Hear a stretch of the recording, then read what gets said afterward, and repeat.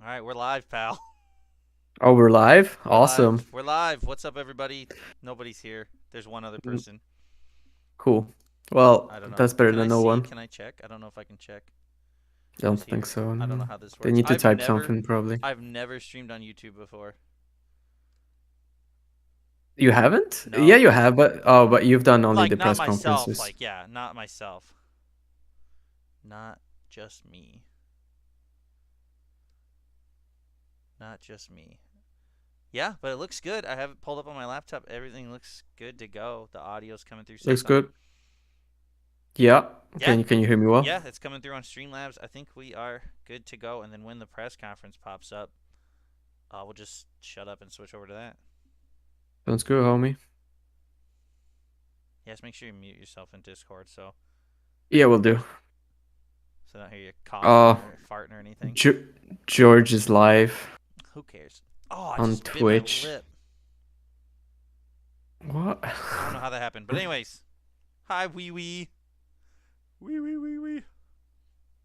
She's here saying hi, besties. Flexing She his said, hoodie? I'm flexing Well, my I hoodie. mean, I'm flexing my hoodie. I Fuck mean, I Asian have to movie flex it, raccoons. once in a while at least.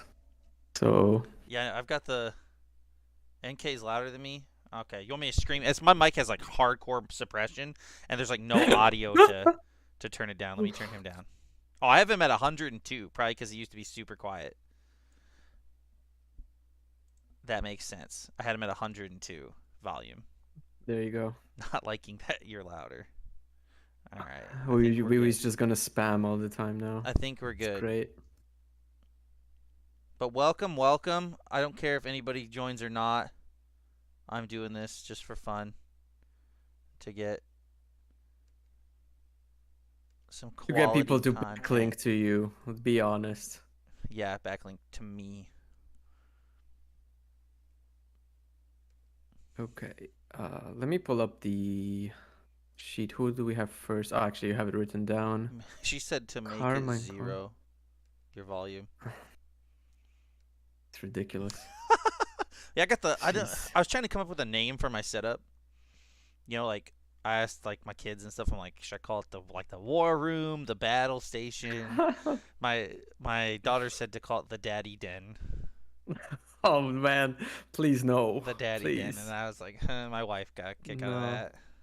But I think, yeah, I think I'm gonna just call it my battle station because yeah, I've got technically 4 monitors if you count the TV. That's absolutely insane. Because Like, yeah, all I got is a laptop on because my like yeah, side, and I that's got it. 2 monitors, my laptop, and then yeah, I'm gonna have the Roku stick plugged into the television and Damn. put the TV on. Do we sound good though?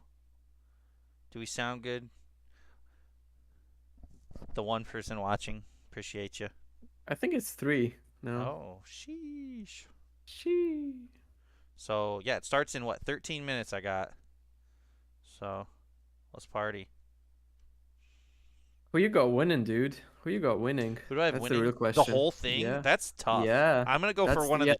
the Chinese teams, just because That you that would be like incredible to watch them just beat all the partner teams.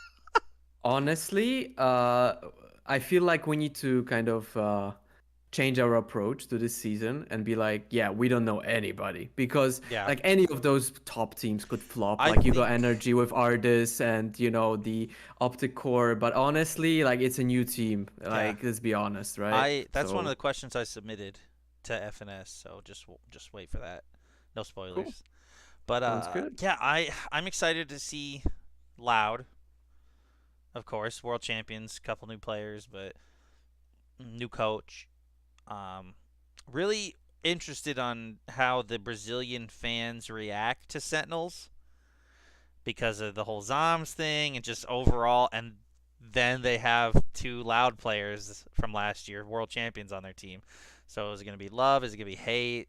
A mix? It's a tough one, honestly. I'm excited to Like see that. I'm excited to see the Chinese teams play. I think FPX is going to surprise a lot of people. that's true. Yeah, that's true. Yeah, apart from that, I think there's some obviously European teams that are interesting, but I know that you are not too fond of the European Hey, teams. there's a couple. How? There's a couple that I Yeah. enjoy. Karmine Core, I think Really? they're gonna Though. Okay. I think they're gonna do great. I mean, Scream and Navera and XMS. I watched a lot of like the what is it, the VRL. I don't want to give BRLs. too. I Yeah. don't want to give accidental, Regional leagues. promotion Let's to just call somewhere them. else. Yeah. Yeah. What's up, Marn? He says this season will be the China and Korea are coming moment in Val. I think eventually they'll have top international results. I can't disagree. I mean, it very well could happen. I could definitely see it happening. I think once they get the Chinese league rolling, we're gonna For see a sure. lot of insane Valorant coming out of that area. China is where it's gonna be at. Trust. 100%. But yeah, I watched a lot of the regional leagues and XMS is and he does not mess around. Dude's That's true. nasty. That's a good team. Who else? Who else we got? Heretics. I think Heretics Mm-hmm. looks pretty solid. Um, I'm Yeah. actually excited to watch Giants. That's one I'm really excited to see. Mm-hmm. Yeah, we got this. That's an interesting team because we got Nuki here, right? But the one person I'm most interested in seeing is actually Rhyme because he was Hmm. abroad in NA. Now he's back to EU. He had this really cool period of time with NIP, with Existence at the helm. And then, Rhyme kind of got quiet and then this whole story. So I think Rhyme is kind of an interesting person to watch from Giants. I But agree. yeah, definitely a promising team right there. A promising lineup. Pipson as the coach, phenomenal coach. Yeah. Um, Sounds good. Like honestly, on paper, really solid team. But we'll see how they do. I'm most excited about Koi by far. Yeah. My boy Starkso, young Wolfen got the duo of sheydos and Trex, and Mehta as the leader. That's a hell of a team, man. That's a hell of a team, honestly. Faria, I heard, are low key decent. I mean, I think honestly, any team has the chance to be great this year, just with things kind of That's true. starting fresh. And Yeah, I'm excited to see how kind of if the home turf advantage kind of transfers over to esports like it does in regular sports, with the crowd noise and everything like that. I think I have to pull up the bracket because I don't remember what all the matches are again. yeah, yeah. Like I know all the teams, but who's playing who? Pull it up on my 14th monitor. Well, Valentine's Day is coming up, and Valentine's Day has quite the matchup. Yes, yes, it does. Yeah. We got Cloud9 Piper Rex. I think this is one of That's those matches I'm that, honestly yeah. kind of sad that's happening so soon in the Yeah. But, one match that is happening later on is Sentinels with Fnatic. That's gonna be a banger, my dude. also kind of upset that that's happening so early. Yeah, 'Cause true. Fair enough. Like that's that's a and it's not just semi-final kind of thing, it's not just like right? four of the best teams, with two leaving. They're like four like really well-known followed organizations that provide fun content, crazy That's true. walkouts, trash talk, goofiness, whatever. So just to see like two of those gone after like their first match, it's going to get intense. Yeah, for sure. Also excited about Zeta. Japanese squad got Laz at the home. Sugar Zero, I don't know if you remember at Masters last year, went absolutely insane with 10. Crazy stuff. A little bit on kind of underwhelming at Yeah. Champions. Still a pretty decent, like they got one win there, I think, in groups. Not too bad. Really excited what they bring. I hope they only improved from that Masters from last year. But yeah, Zeta definitely on my radar coming into this event. They'll be facing Leviathan, Yeah. another crazy team. Honestly, they basically stole the best parts of Crew. They took their freaking coach. They took I Kesnit. know. Like Vamos it's over. They vamos over there. Yeah. yeah, they definitely famos the hell out of Crew, man. He says, "Do you guys know how the semifinals format work? Is it randomized? Will be whatever side of the bracket you want? I'm pretty sure it's the bracket, so it'll be the two alpha teams in a best of five and the two omega teams in a best of five, and Yes, then omega versus alpha in the final. that's right. Yeah, that's how it goes. Single elimination. I mean, I watched Leo on the Wise Men, Slasher, Hiko, all them, and Yeah, yeah, he had some yeah. really good points as to why it's single elimination. It's just kind of a one-off event to celebrate the start, and I completely agree.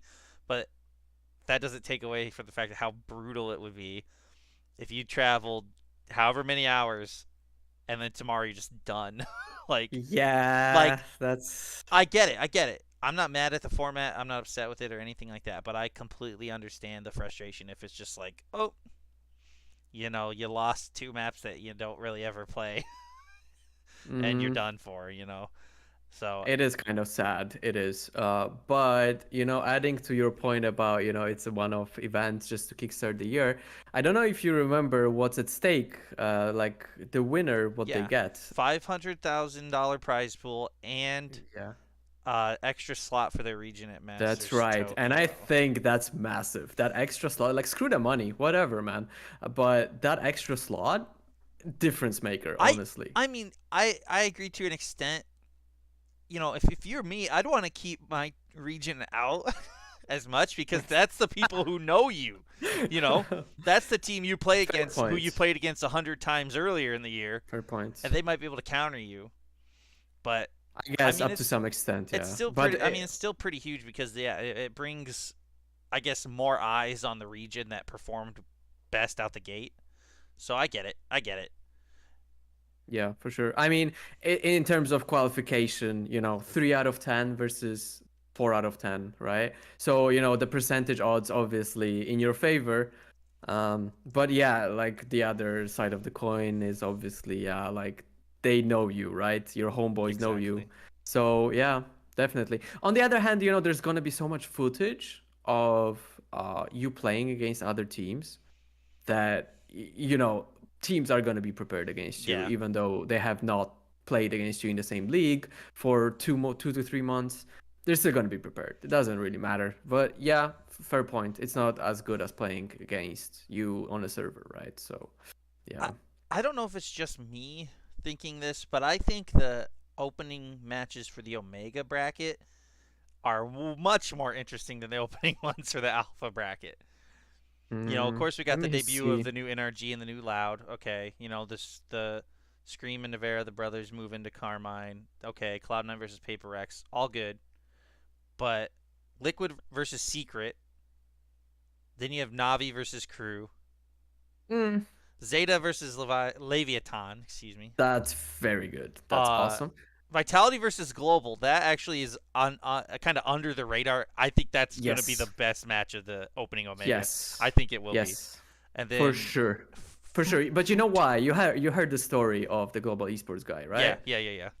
Yeah. About like how they pitched to the team Vitality CEO and everything. And like it's just such a coincidence that he's going up against, a team that he It was is. interested It in. is. But 100 Ds yeah. versus Edward Gaming. Come on. Yeah. Edward be gaming, bro. And then Sentinels Fnatic, like we said, Yeah, I for think sure. I think that match will probably have the most views out of Out of the openers, the opening 100%. matches for sure. That's gonna have Undeniable. so many people. Other than Undeniable. yeah, because like all the people that are gonna watch from Brazil are gonna be there. You Hmm. know, so everybody watching from around the world, you've got probably what many people feel like is the most popular NA team and what many people feel like is the most popular EMEA team, just based on the personalities that are on the team and the organization themselves. Sentinels versus Fnatic. I almost said Fnatic. Sentinels versus Fnatic. I think that is gonna have all eyes on that game for sure. 100%. I think it's gonna set the standard for viewership records early on in the year. And yeah, like I think it all depends who we get in the grand final. One thing to remember is that Japanese teams have an insane viewership. Yeah, Insane. just You'll see that Zeta Leviathan match is gonna be crazy, yeah, honestly, in terms yep. of viewership. And we not me personally, but there was a piece on Esports GG Oh, what's there? about was it DRX tapping into the Japanese viewership because they got a Japanese Game Changers team together, Yeah. and just over like the last half of last year, just skyrocketed by tens of millions of viewers and tens of millions of view hours for Mm. for Valorant in Japan, which is great if you ask me. Yeah, of course. Like A smart move. that's why Masters is in Tokyo. Oh yeah, for sure. Yeah, I 100%. think Japan as a Valorant region, is absolutely insane. The fan base there, they don't care that the time zone is against them. They wake up at 3 a.m., 4 a.m. like at night, and just watch their team and still break viewership records. It's absolutely crazy. Imagine if the matches were evening of their time. Oh yeah, Like, I I mean, when I first start covering Valorant and getting into Valorant, I would wake up at 3 or 4 in the morning, and I would watch this crazy unbeaten team known as Vision Strikers from Korea. oh yeah, that's right. And it's like I would get up and I would be like, okay, Vision Strikers are playing.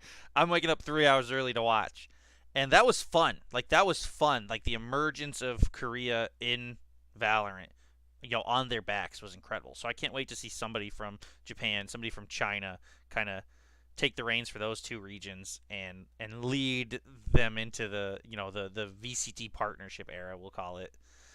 100%. Yeah, I really think exciting yeah. times ahead of us. I mean, I know Really that exciting. the game itself is kind of just blown up, over the last couple of years.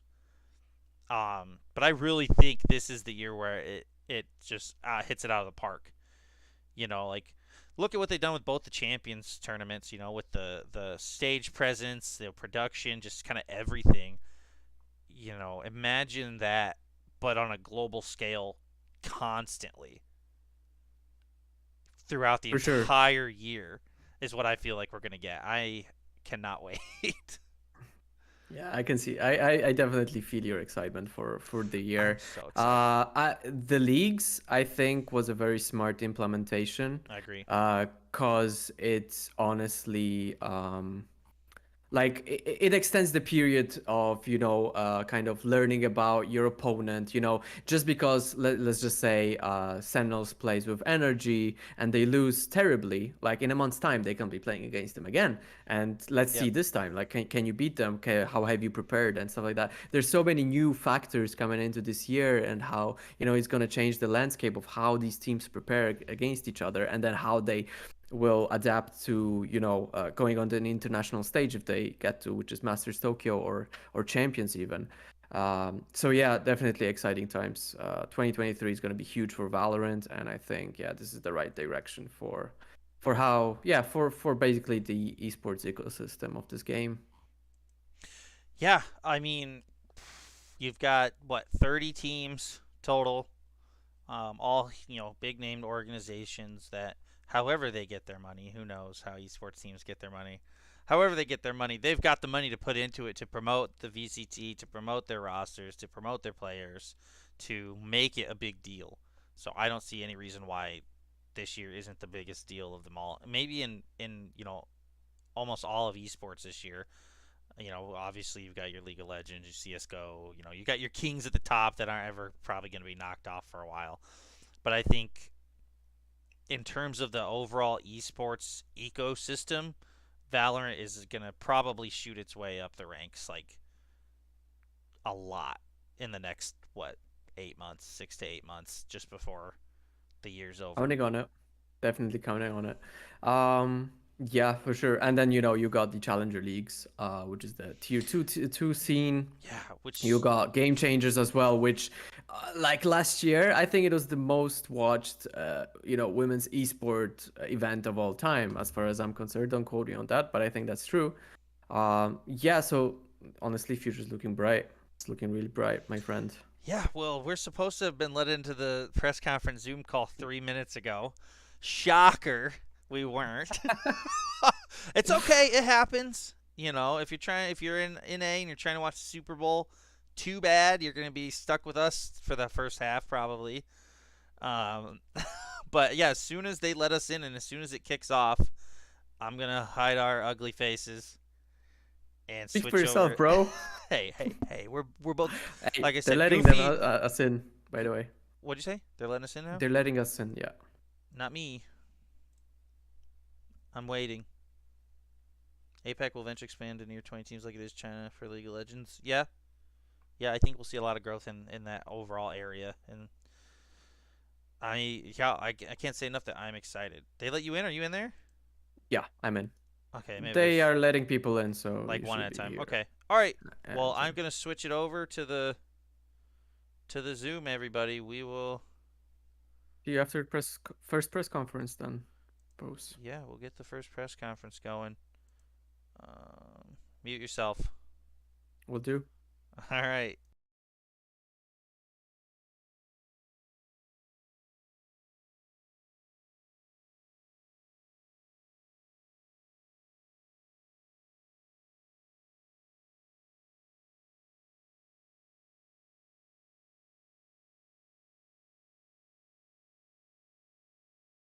Recording in progress.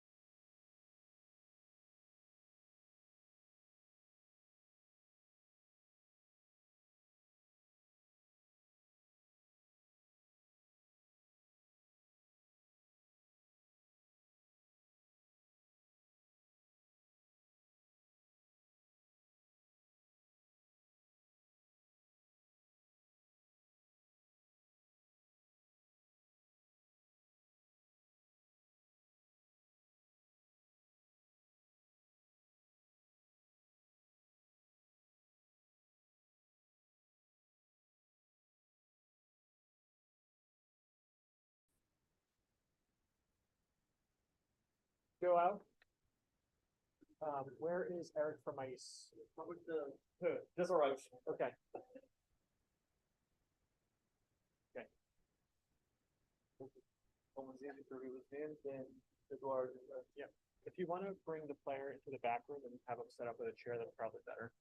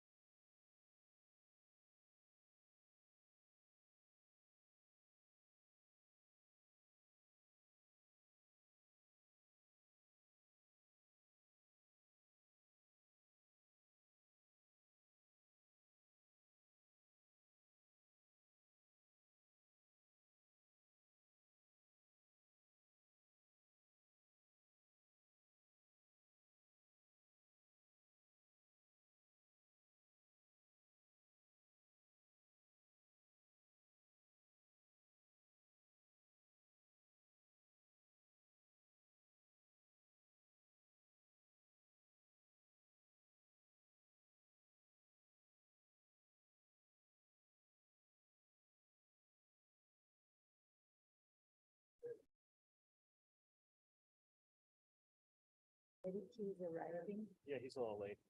It's okay. The player's waiting for him. It's gonna. He's losing his own time. Yeah. Okay.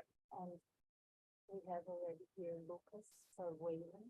So I don't know if Lucas Ask, David I would. Yes, I think you can bring him to David. You can bring him to VIP. to the. Yeah. Okay. Peter, we have David.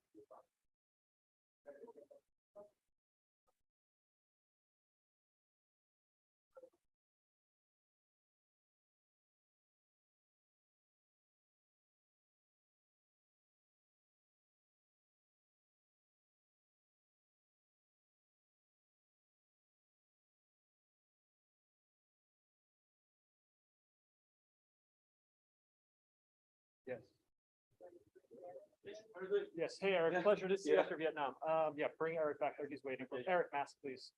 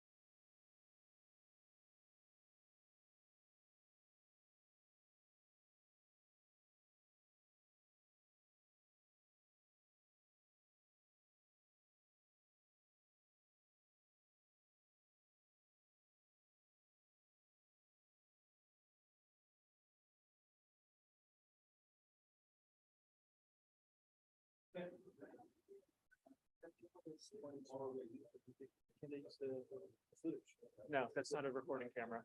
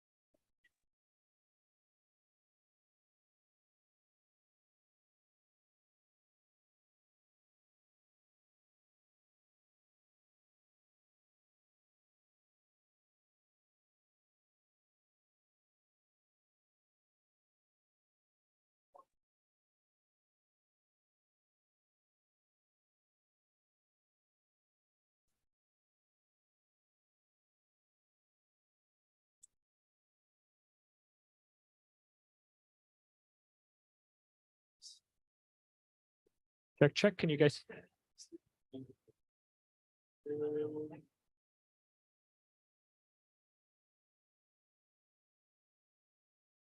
Hey, everybody. Can you hear me? We're going to begin momentarily. So just prepare. We're going to set up the players.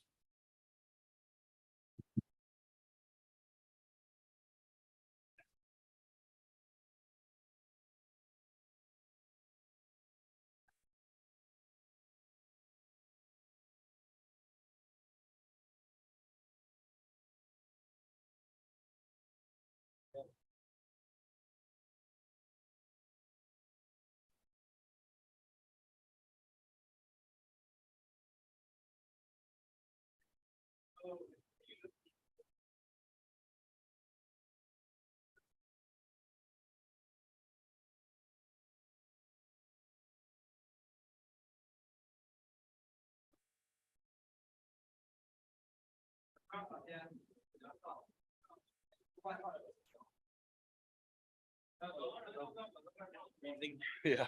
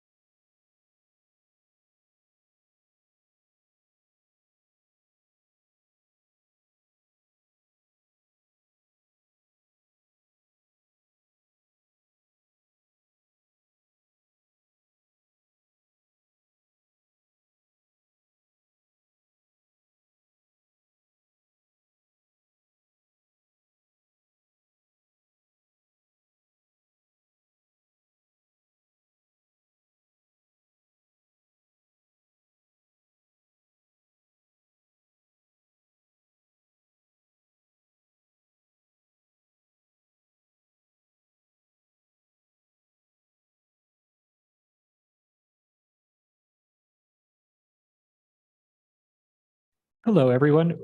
Today we are joined, welcome to the Lock and Alpha Stage pre-event press conference. Today we are joined by Arthur PM, Guillermet from Karmine Corp, Alex Salle from PaperX, Nathan D from FPX, and Efrob from Loud. Members of the media had the option to pre-submit questions or ask them live. We will begin first with the pre-submitted questions, then we will go to the remote online media, and then finally with the in-house Brazil media. Let us begin with the first question. Nathan, how do you think FPX will play against how do you think FPX will compare to your fellow Chinese team, Edward Gaming? Do you think you will eventually meet them in the playoffs?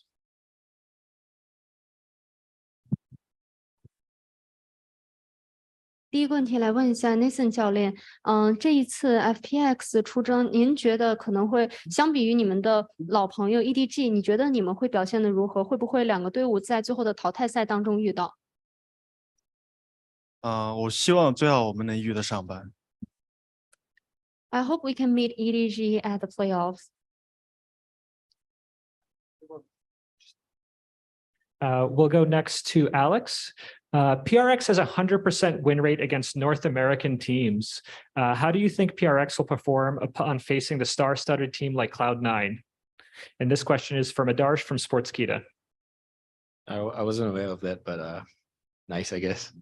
I mean,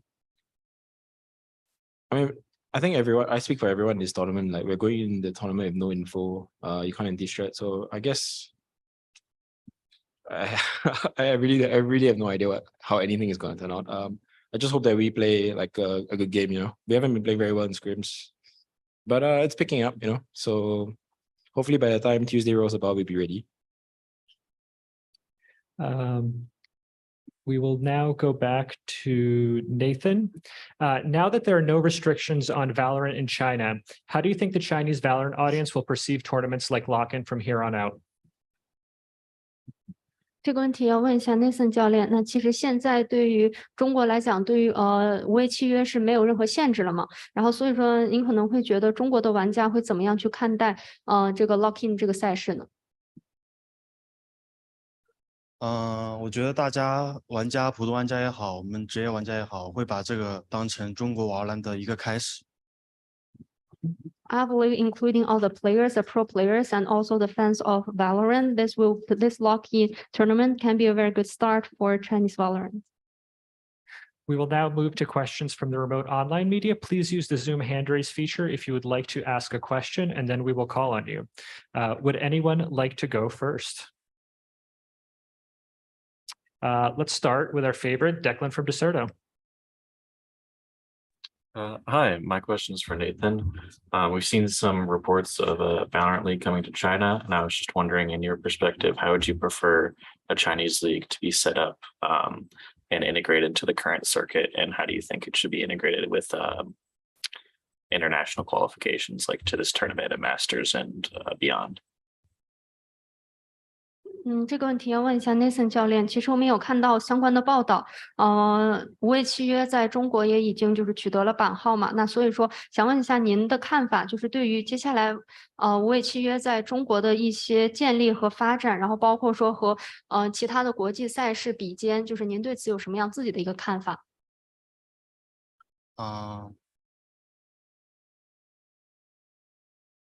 你再说一遍。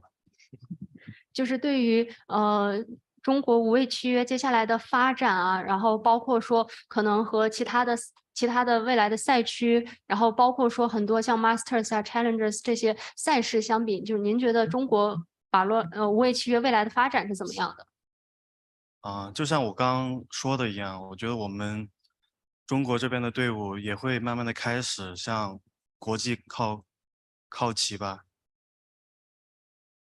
As I just said, I believe the Chinese Valorant teams will improve in the future and to try to approach the level of the international stage. Okay, we will go next to Cecilia from Esports Mag. Hello, everyone. If possible, I would like to ask this question to all four coaches.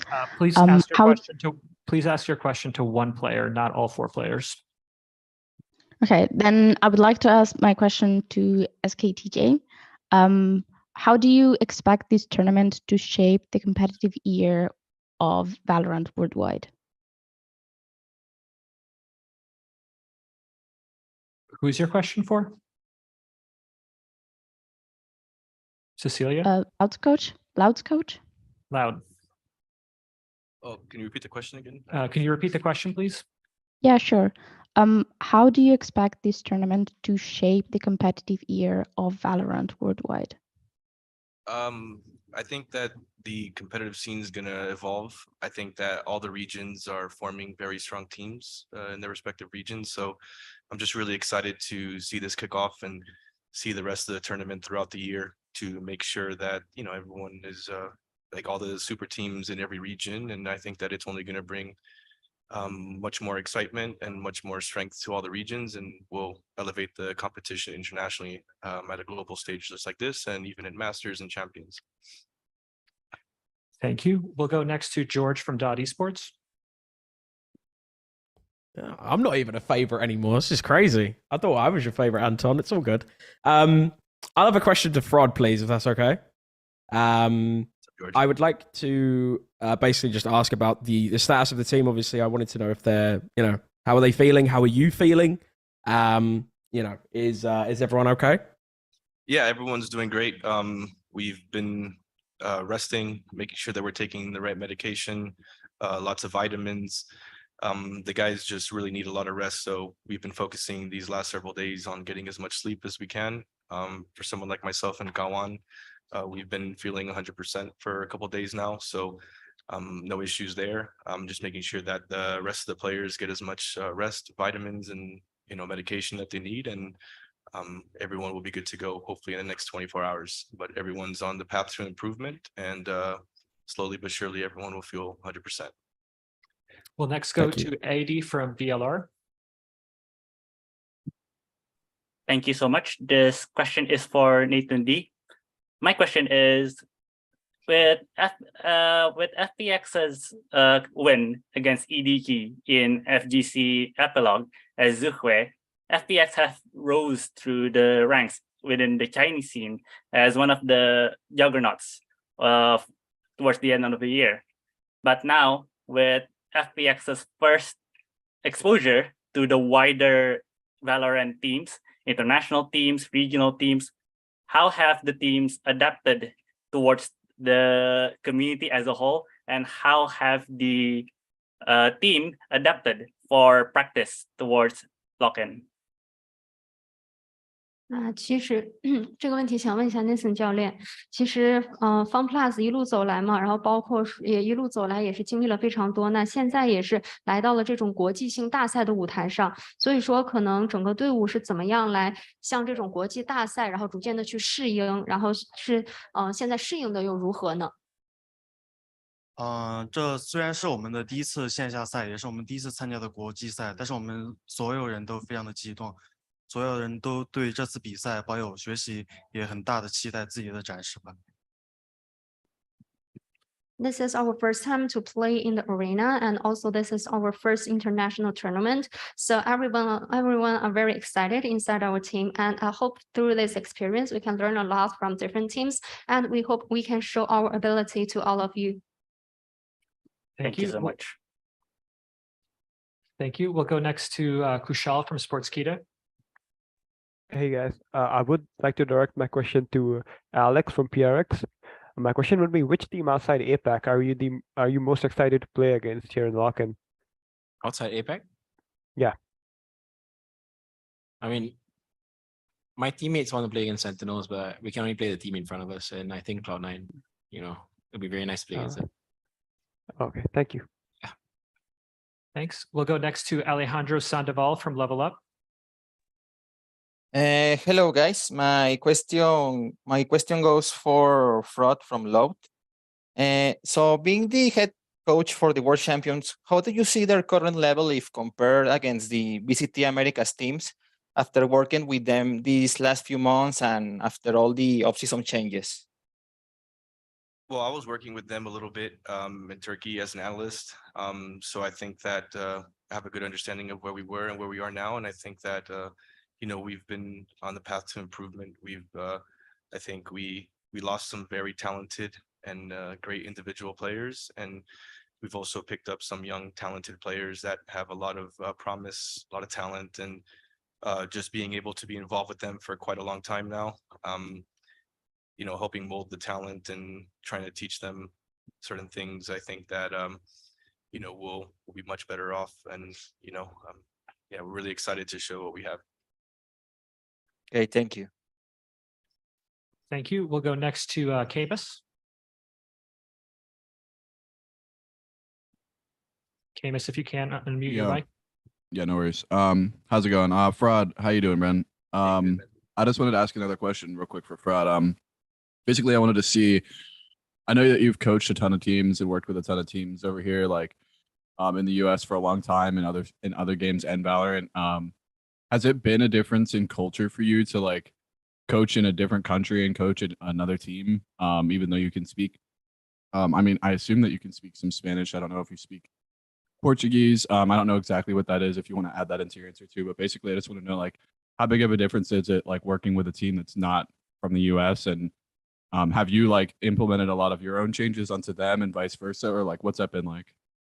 It's been an amazing experience. I mean, I've been competing for a very long time, and I've always had great relationships and friendships with the Brazilian scene, going all the way back to the guys like Kogu and stuff like that. So, and just to give an insight, my family is from Cuba, so I'm fluent in Spanish, and just over the last several months, dove right into speaking Portuguese. So, fairly fluent in Portuguese already, and you know, it's not about really implementing my style. It's more of finding out a common ground to make sure that, you know, I can teach them some of the things that they're missing, and also understand, you know, the Brazilian scene is much different than the NA scene, of course. So for me, it's an honor, and I'm extremely excited to be a part of a different scene, and honestly one that I've been wanting to be a part of for a long time. Like I said, just even having friendships with Kogu and all those guys back in the day, they've always, you know, joked around about joining my team and whatnot, and I was always potentially interested in some of those opportunities. So when I got the call to be a part of this team, I dove head first. And like I said, it's an honor to be a part of such a strong scene with such great history. And, you know, one that I've forged a lot of relationships over the last 15, 20 years, and just continue to plan on doing that and diving, like I said, diving head first into speaking the language and being a part of this team. Thank you. We'll go next to Sean Garris. Hey, what's up, Danny? This question's for Fraud. I'm curious. I mean, you have a lot of work, right? Because you joined the #1 team in the world. You guys lose 2 players, and the maps change. So, what has it been like incorporating the 2 new maps with you guys? Like, who's been the lead voices here and getting like Split and Lotus in the map pool? Because with Breeze and Bind stepping out, like that's what made Loud, you know, a heavy contender last year. What's it been like developing game plans on these 2 new maps? Yeah, for sure. First of all, hello, Sean. It's been a while. And so like I mentioned earlier, I was already with them as an analyst in Turkey. So I was able to get an understanding of their map pool, game plans, and all that. And, you know, honestly, I think that the guys were more focused on several of their strong maps and maybe not really focusing on some of the other maps. So one of the first things that I said when we came in is we're not going to have a permaban. And we're going to make sure that we're strong on every map.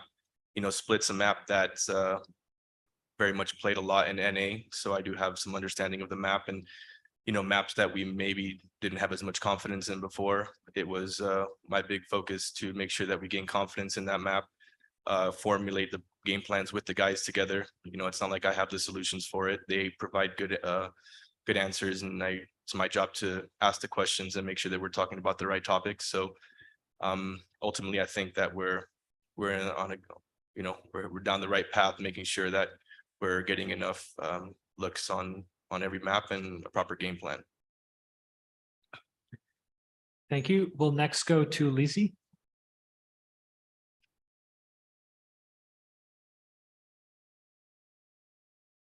Lizzie, please unmute your mic if you have a question. 你好，我想提问一下，就是那个 Loud 的教练，我想知道冠军教练对于中国选手的枪法和战术安排上，与世界其他赛区的参赛选手之间是否存在差距？这个差距大概有多大呢？翻译小姐姐帮我翻译一下，谢谢。您能再说一下吗？就是我想知道中国选手，就其他赛区的教练对于中国选手的枪法和战术安排方面，和世界其他赛区的参赛选手是否存在差异？这个差异具体有多大呢？ So this question is over to Ford. So because this is the Chinese media, so she wants to ask a bit about your thoughts towards all the Chinese players as the champions coach. What's your perspective towards Chinese players' ability and also their strategy? And can you see maybe is there any difference between the Chinese players and also the players from other regions, and how big this difference is? Well, when it comes to Valorant, I haven't really seen as much games from the Chinese region, but I do know that they have very strong players, very strong tactics and teamwork. I think that that's something that has been strong in Counter-Strike as well for a long time. And just from my experience against playing teams from China, they're always extremely coordinated, great tactics and great individual skills. One of the hardest teams to play against. So you know, if they get really strong in China, I think we're all going to be in trouble. 那其实就无畏契约这款游戏而言，其实到目前为止，我们还没有非常多的机会，然后和中国的这些队伍来交手。但是毫无疑问，我觉得这些中国的选手们，我知道是有一些他们其中有非常强的个人能力，而且他们也有很好的一些战术安排，很好的团队配合。那就我个人的经历而言呢，我可能会觉得这些中国选手他们有很强大的个人实力，然后包括说他们的战术也是非常强的。那其实我觉得，如果他们在未来会打得更好，变得更强的话，我觉得我们都会陷入麻烦之中。我也不得不说，和他们的很多其中的中国队伍一起交手，可能对我来讲都是觉得非常的困难的。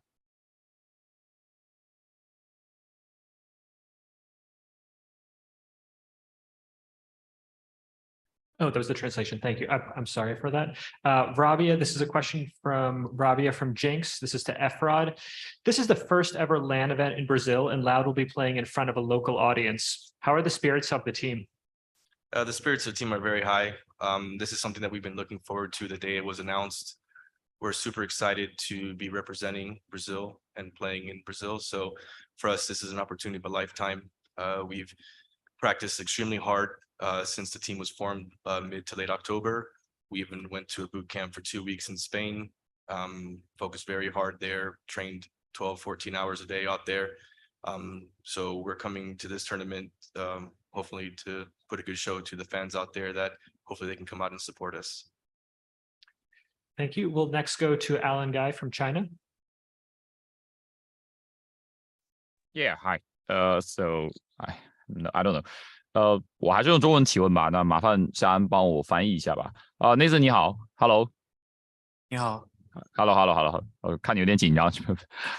那个来聊一聊吧，因为我刚才其实刚好跟就在前面其实刚好采访过 Scream， 就是你们的第一轮对手，就的头将嘛。然后首先你对头将有多少了解嘛？然后你是怎么评价他这个选手的？就觉得他这个选手就不管什么情况都非常冷静吧，而且他的风格也是让人很惊讶的，很难以置信的那种操作什么的。他选择的他的决定都是一些风险特别高，什么 one tap 啊之类的。对，夏安你要翻译一下吗？还是说我们对 So this question is over to Nathan D. So in the previous interviews, I have made the interview with Scream, your opponents from KC. So what's your thoughts towards him? Do you have any evaluations toward this player? And his answer is, I believe for Scream, this player, he can always keep very calm in different situations. And also in terms of his playstyle, he definitely have amazing individual plays, individual abilities. And sometimes he may have some risky choice, but I believe he's a very strong player. OK， 然后我第二个问题问到 Nathan 呢，就是这个你们自己现在对于这场比赛的这个预期是什么样子？然后你们觉得就以你们现在来看，你们的胜率如何吧？直白一点。我觉得我们目前训练赛的效果的话，大家表现的还行。至于走多远的话，看大家自己的发挥吧。我们反正也准备了挺多东西什么的。好。So the second question is also to Nathan D. So question was, what's your expectation towards the following matchup against KC? And also what's your thoughts towards the win rate? And he said like, our screen, based on our performance from our screens, I believe our performance can be quite okay, but I'm not sure like how long we can go through this tournament, but definitely we have tried our best to make a full preparation towards the following matchups. Thank you. I believe this was the last question from the remote media. We will now pivot to on-site Portuguese media. If possible, please ask your questions in English. And if not, we will provide a translator. Would anyone like to go first? There's a mic immediately to your right if you want to just use that.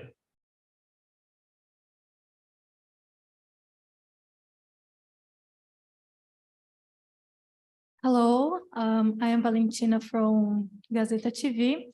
And my question is for you all, please. So please tell us about the athletes' preparation for a very high performance competition like this one, and how they can do this far away from home. Thank you. We'll start with Efrod, and then we'll work our way down the line. Yeah, so we've been just really focusing on practicing a lot. Our boot camp was amazing. Thank you very much to Loud for allowing us to have that opportunity. And I think for us, that was something that we really needed, specifically because we spent a lot of time practicing here in Brazil, and we wanted to test what we're doing against different styles of play. So for us, we've just been practicing as hard as we can and making sure that we're prepared for this tournament. Alex? I mean, for PaperX, I think we are lucky because we keep the same roster, so we don't have to change much. I think we were mainly waiting for the chamber patch to come out before we decided like how we were gonna approach the meta. So when it came out, that was when we ramped up our practice a little bit more. Aside from that, it was a very long year for us last year, so we took a long break, just to like avoid burnout, try and recharge. So after the turn of the year, January, we started practicing a lot harder, and yeah, it should look good. PM? Hello, the preparation went good. Main idea was to build a system that Adil was bringing as an idea. It's a team we created from scratch with 2 rookies, and we had 3 months and 1 bootcamp to do so. And we are very satisfied with how it's going right now. Now we are here in Brazil, and we just want to kick things up, get on hands or the mouse pad and the mouse and the keyboard, just to get the habit of playing in another country, another setup, and on stage. And I know that with the experienced player that we have, the 3 of them, we won't have any trouble to feel the pressure. We will feed on it actually. So we're feeling pretty confident. 然后也想问一下 Nathan 教练，其实 Lock-in 也是非常大的一个国际赛事嘛，所以说想问一下队伍是怎么样来准备这次国际赛事的？其实也没有太说特别的东西，只是加强我们平时所需要的，然后根据国际赛大家的强队啊，他们什么的打法，然后都去吸取一下每个强队他们的共同之处，然后也对，就这次对手虽然他们没有打过他们的新阵容，没有打过一次比赛，但是我们也有特别的处理，就这样。To be honest, we didn't make some special preparations towards this international tournaments. We just would like to focus on our normal practice. And also we learn a lot from all very strong teams. We try to learn their play style and learn a lot of stuff from them. And for our opponent, Casey, although they're a very new roster, but definitely they are a very strong team. And we have tried our best to make some preparations toward that. Thank you. Are there any more questions from the Brazilian media?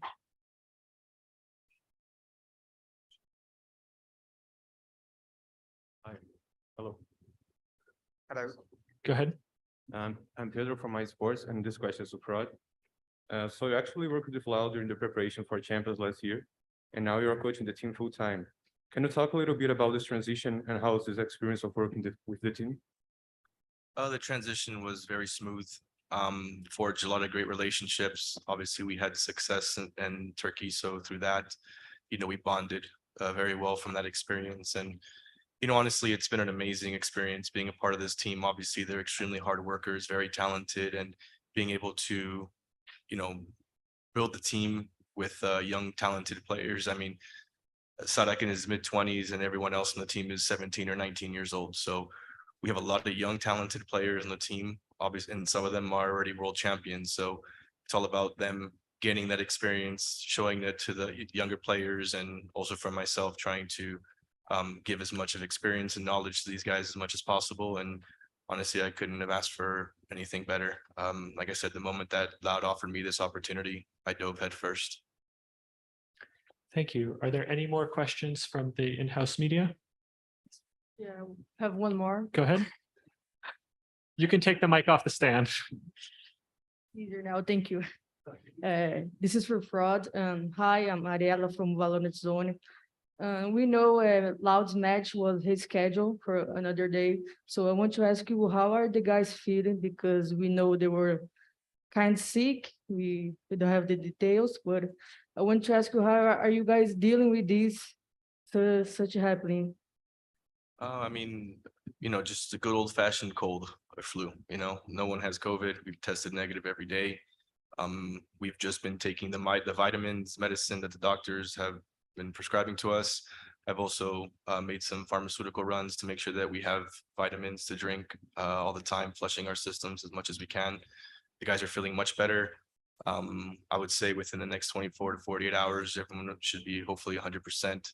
You know, the situation like this is very difficult, especially when the whole team started feeling ill. So one by one, everyone started improving, and you know, the last couple individuals that maybe weren't feeling as great yesterday, we got, you know, a lot better news that they're feeling much better today. So our focus 100% is for those guys to sleep as much as they can, take the medicines and vitamins provided to them, and to just, like I said, focus on sleep and rest. And with that, I am very confident that the players will be 100% and we'll be able to put a good showing on Wednesday. And very much thank you to Riot for accommodating our situation and providing us all the help that they can.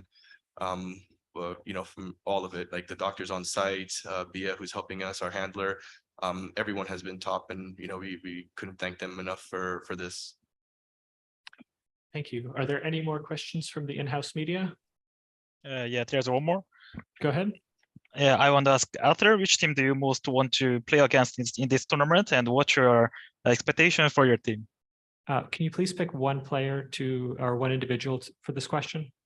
Yeah, I want to ask the coach from the KC. That's Arthur? Yeah, Arthur. that's you. Go ahead. I'm sorry, I missed that. So what's the question? Which team we want to play? Can you repeat the question? Yeah, which team do you most want to play against in the tournament?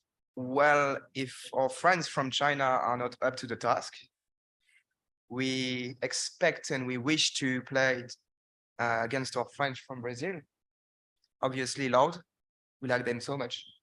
And maybe, if everything goes well, Koi, for some obvious reasons. Thank you. I believe this concludes the first press conference. We will return momentarily with John Needham, Anna Donlon, Whalen Rozelle, and Leo Faria.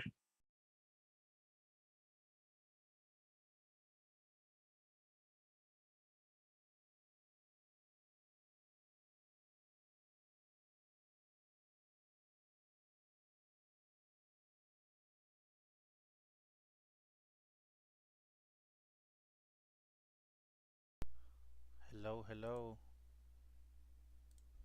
I can't. Hello. There we go. All right, we're back in. Yep. There it goes. That was the first one. All right. Like you said, it took a long time. I told you, man. Every time there's got to be something like at the beginning, and of course, yeah, it did quite. I mean, actually, it's like 30 minutes. I think that's on schedule because there's what, 4 more? Yeah, but it was supposed to start, 30 minutes before. Well, I know.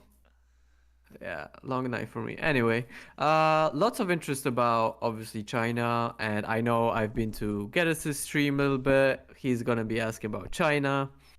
Obviously, the talk of the town now, right? Well, how is it gonna be? Is it gonna be, joined with the other international leagues? Is it gonna be part of Pacific? Like, what's the story with it? So, yeah, definitely talk of the town for the next one for sure.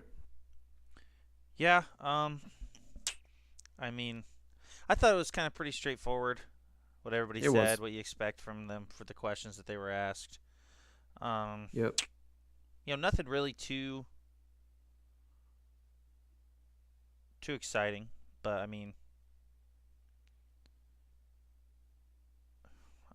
we'll yeah, see. I mean, think I'm the just next excited for one- the action to get going. So Yeah, I think the next conference with Anna, Faria, that's gonna be more interesting. Cause honestly, these are pretty much the top people from Riot as far as Valorant goes. Well, John is president of Esports, so that doesn't really get more than that.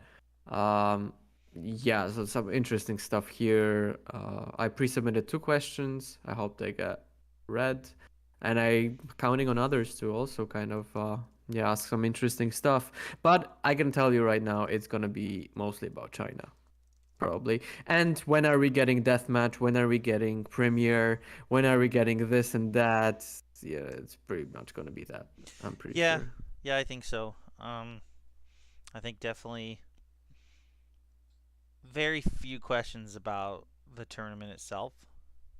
True. And more questions about the state of Valorant and the future of Valorant, you know, as Yeah. a game, as an esport, things like that. But Yeah. I'd be surprised. I mean, I'll be pleasantly surprised if there are a lot of questions about the tournament itself.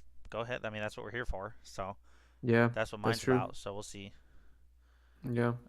Although, you know, Leo did kind of, as you mentioned before, he did kind of answer, you know, why. Because obviously, not a lot of people, okay, maybe a lot of people saw that, here we but go. Hello, everyone. We are okay, here we go. joined by Table that. John Needham, president of Riot Esports, Anna Donlon, executive VP of Valorant, Whalen Rozelle, COO of Riot Esports, and Leo Faria, head of Valorant Esports. We will begin with some pre-submitted questions, with the first being about the team summit. I understand the past 2 days you met with the 30 owners that are participating in the international leagues. Can you share how the last 2 days of conversation went? Yeah, absolutely. We've been planning this partnership and these new leagues for a few years now, and it was really awesome to kick it off with this opportunity to meet all the 30 teams. I think a big theme of the summit was collaboration, how to work with them, how to align our incentives to grow the sport, build big impactful moments for fans and for Valorant players, how to build fandom, how to grow our business. And it was really awesome. I think, you know, the excitement was really palpable. We talked about our vision for the future, our plans for the season. Of course, everything we discussed was confidential, as you know, we have plans for these all of these news and things we're going to do in the future to be rolled out and announced in the future. But it was really awesome. I think we were all super excited. We ended the summit with a tour of the venue with all the team owners that came here to get to know the venue and lock in and meet the teams. So yeah, I think it was really awesome, a great start to the partnership, and we can get ready to start everything with lock in on Monday. Thank you. Our next question is from Adarsh Kumar from Sportskeeda in India. It's to John Needham. What was the thought behind having a 32 single elimination bracket here at lock-in, considering that 16 of those teams will be eliminated after their opening match? Yeah, I mean, the biggest thing was, one, it's super exciting to have 32 teams here. It's the biggest tournament we've done, which is amazing. And we just don't have a lot of time to do a double elim format. So given the time that we had and the constraints we had in the schedule, we had to do single elim. Thank you. Our next question is going to be to Leo Faria. It's also from Adarsh from India.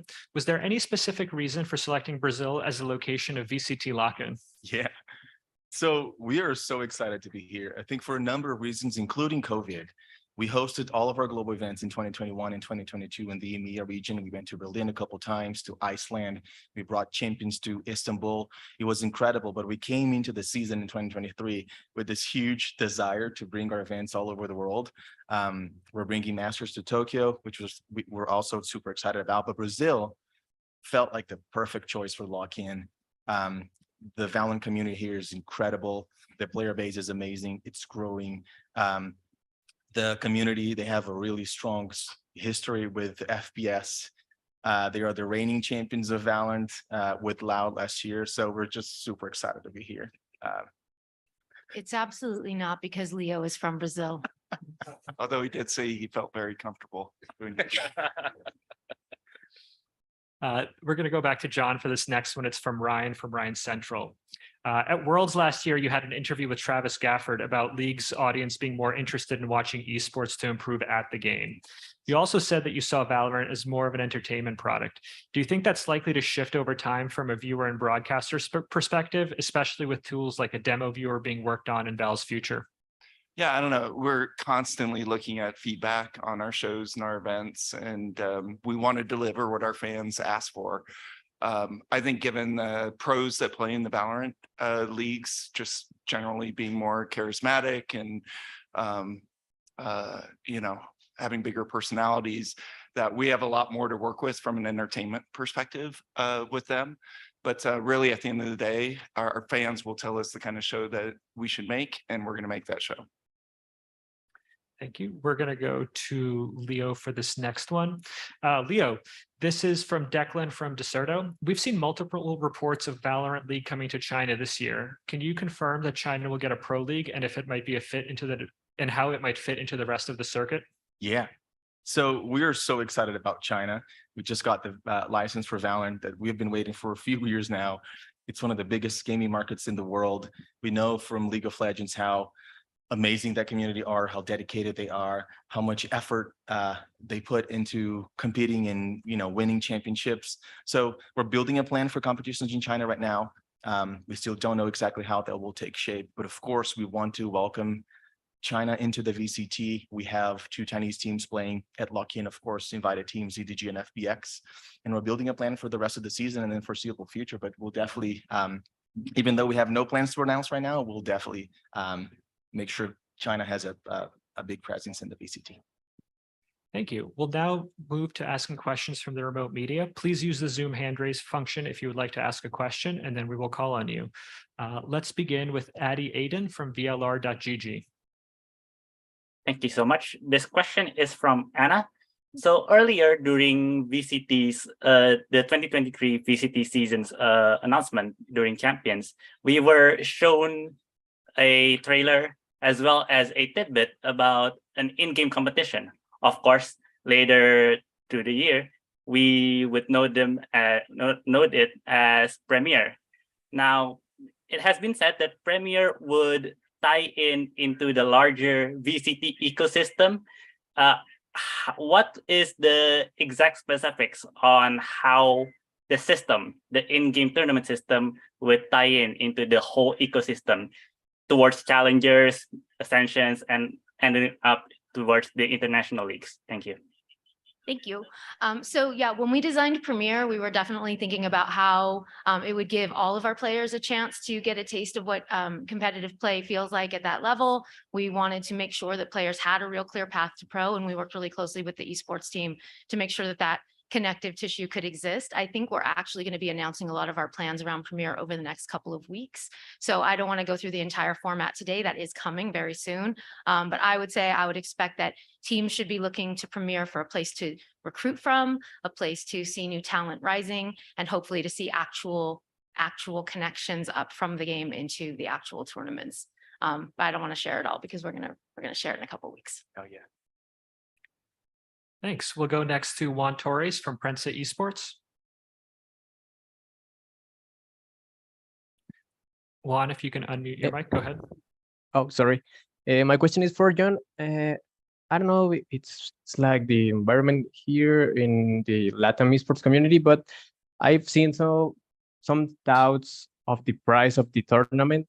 If the team that wins lock-in gets an extra space in Masters, or the team that wins exactly gets an extra slot, but for the region where he belongs. It's for the, if I may. Yeah, it's for the region. Yeah. Okay, thank you. Sure. We'll go next to George from .esports. Hi everyone, pleasure to speak to you all. I think I think I'll send this one over to Leo. I think he'd probably be the best for this question. Obviously, the existence of a China league, we kind of spoke about it before. But on the actual teams themselves, let's say they kind of come into fruition maybe next year or the year later, whatever happens. Will they qualify for the Pacific Ascension, or how will they kind of be integrated with the wider international circuit? So, George, the honest answer, we don't know yet, but we think China is probably big enough from a player-based perspective to be their own league. I think we're going to see how the game performs in the market, how the initial competitions will go. But I think, again, just from a historical perspective, looking at the market and how competitive those teams are, I think they will probably, there's a good chance they will become the 4th IL in the VCT in the future. Thank you. We'll go next to Alejandro from Level Up. Hello, everyone. My question is for Leo. Based on what we have seen in Worlds, we know how hard it is to move teams from around the world into one single place. So how was the planning around VCT looking as to move nearly 30 teams into Sao Paulo? Yeah, So the whole purpose of Lock-In is to celebrate the launch of VCT, right? We wanted to bring all 30 teams together, plus you from China, to bring the entire Valorant community together, to celebrate the sport, to celebrate the teams, but also to introduce the teams to the world. Because as we all know, a lot of these teams are joining our sport now. For a lot of these players in these teams, this is the first time they're competing after roster mania and a lot of players moving around. A lot of these rosters are new and this is their first competition. So introducing the teams to the world was a big goal for Lock-In. We're not only having them here to compete, but we're capturing a bunch of content, producing features, meet the teams, producing content around players, around teams and their strategies. And I think the idea of having everyone here was just, we wanted to give everyone a fresh start. We wanted to give everyone a chance to compete and show themselves. And yeah, we think it's going to be this huge celebration, and we're just very excited to see it live on Monday. Okay, thank you so much. You. We'll go next to Cecilia from Esports Mag. Hello, everyone. My question is for Whalen. So last year, League and Riot in general said that League Esports aspires to become the future of sport in EMEA. How does Valorant fit into that aspiration of Riot? Yeah, I think that at the end of the day, we do believe that esports can reflect the future of where sports are going. And I think if you look back at the first 10 years of Riot Esports and their existence, a lot of what we were doing is pulling tropes and rituals and traditions from sports and trying to fit it into video games.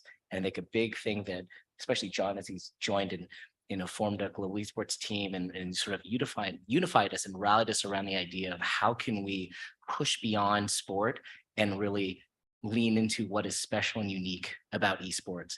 I think Valorant, as a fresh game hitting really hard across all territories that it's launched in, has a strong global community, is one of those games that's poised to be able to stand the test of time. And you can see from the relaunch of the VCT and how we're really investing deeply into the 3 ILs that, we're all in on investing into the game and the sport and the whole community. And so we do think that Valorant's going to be one of these games, along with League of Legends, that will have the runway to help redefine the concept of sport for people everywhere. And that's something that we're very passionate about on the team. Thank you. Thank you. We'll go next to Tim Kimberg from Spike Tap.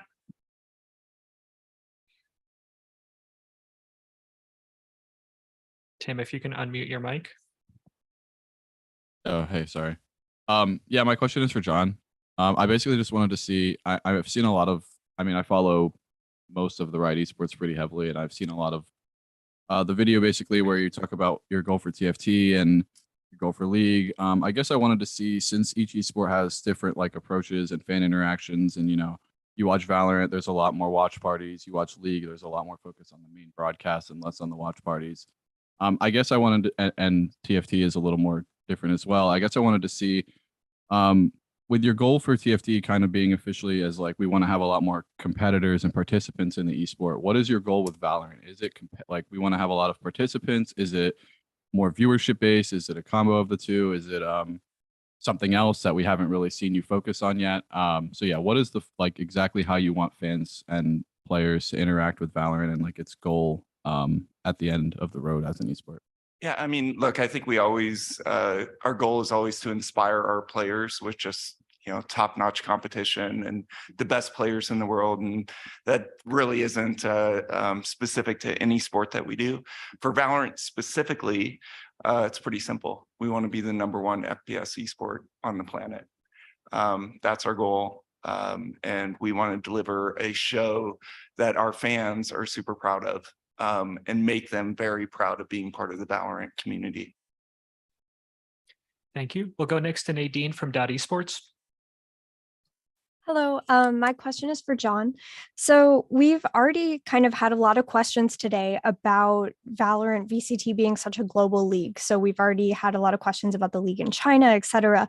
So my question is a little bit specific here. So we've seen 2 orgs, Gen.G and T1, actually try Valorant in North America and then end up in VCT Pacific after franchising. And so my question for you is, how do you feel about the potential of this rivalry from League of Legends kind of maybe coming into play in VCT? And also if you have thoughts about orgs kind of being based in multiple regions and how that works just not only in the future of just VCT, but in esports in general, as we're seeing it become more of a global kind of, these companies are becoming more established globally, not necessarily just based in one region. Yeah, no, we love that. So first of all, of course, we love rivalry. We want to lean into those stories, and it's just great for sport to have two teams that want to play against each other and don't really like each other so much. So that's always good for sport. As far as fandom, you know, I think it's one of the things that's different about esports, and we very much support our teams that want to establish fans in different regions around the world, because I think as gamers, we play with friends from all around the world. I think our audience, when they look at these teams, it's not so localized as it is with traditional sports. They are fans of the players, they are fans of the teams, regardless of where those teams are from. So yeah, I just think fandom generally around esports is more international than fandom around traditional sports, and we want to support that. And then just to build off of that, if you look at the international leagues, right, that we're in some ways putting that concept to the test. Yes. Where you have leagues that might not be played in your home country, but it really is representative of the broader territory. And we do believe that with great partner teams, with strong local on the ground broadcasts, with good partners doing co-streaming and really leaning into the concept of really high produced multi-language feeds, we can have a league that represents more than just one city or one region or one country. And so we do think that that is something that is unique about esports. We're very excited. 100%. I heard Sentinels is getting a big following in Brazil now with Salle. And we'll take this as the last question from remote media. We'll go to Sean Garras. Oh, thank you. My question's for Anna, and I'm wondering, you guys have so many updates and things that you released into the game. Recently, the Stinger nerf came in, and I believe you guys are using that patch at this tournament. Can you speak to, I guess, the future key updates that you might see on the horizon, like the cadence of them, big agents coming into the game, new maps being removed, and how will that affect pro play? Like, will you guys be taking time off or forcing patches? And is that a question you guys are asking yourselves behind the scenes? Hi, Sean. Good to hear from you. Yeah, so we are definitely looking at this constantly, especially with the cadence of the sport itself and the events themselves starting to ratchet up and become a little bit more formalized, and we're kind of getting into more of a rhythm. We work really, really closely on the game team with the esports team to figure out the right time to release content. And right now, those calendars are still not perfect, but the goal is through the course of this year to get them to a really, really healthy place. I think in terms of like, I'm definitely not going to spoil any new agents, maps, etc. But what I will say is, you know, when we launched the game, I think we launched what we felt was content light. I think we felt like we didn't have enough in the game to really support the kind of depth that we were looking for. But now I think at this point, we have a lot of content, and I think we probably have to slow the release of new content down quite like a bit in order to, you know, adapt to the needs of the players so that you can learn new things, get good at new things, and not have the game be so constantly changing. And then one extra plug, I'm really excited. We've just hired a bunch of players from the community. It's like nice to have the game out long enough that we can start hiring players into Riot. And that team works really closely to figure out what the right type of balance will be, both for like the full player community, but also more specifically for the sport. So it's definitely something we think about constantly. We need to do what's best for, you know, the majority of players that are playing, which means if something's broken, we want to fix it. If something's too strong, we want to nerf it, but we also have to be really cognizant of what that means to the sport. And then we definitely do have delays in between, like when things become available. And then we also have things like map bans. So I think we'll just constantly be evaluating those things to make sure we get the balance just right. Thanks, Anna. Thanks, Sean. We now want to give an opportunity for the in-house media to ask any questions. If you would like to, just please stand up to the microphone and we will call on you.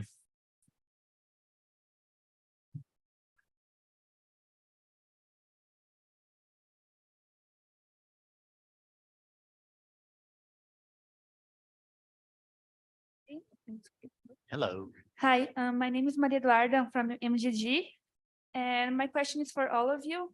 I want to know, what do you feel like the São Paulo atmosphere can bring to the start of this new competitive season, and since the tournament is changing so much? Look, I can start. I'm super biased. I think the Brazilian crowd is I think the Brazilian crowd is the best in the world. And I mean, we cannot wait to see the energy and everyone coming in and showing their passion and yelling and chanting and, you know, singing along with the spectacle. I think it's going to be awesome. Players are really excited to be here. We're seeing everyone trying Brazilian food and exploring the city. And I think it's really a big celebration, and it feels that way. It feels like a big party. Everyone is coming together. Everyone is happy about the start. Everyone is like excited to see what's new. We're leaning on everything being new. So I think the Brazilian crowd and Brazilian fans will only make it better. And I heard there's an actual big party about to happen pretty soon as well. I heard that as well. Yeah, I mean, look, Brazil esports is super popular here across all of our games.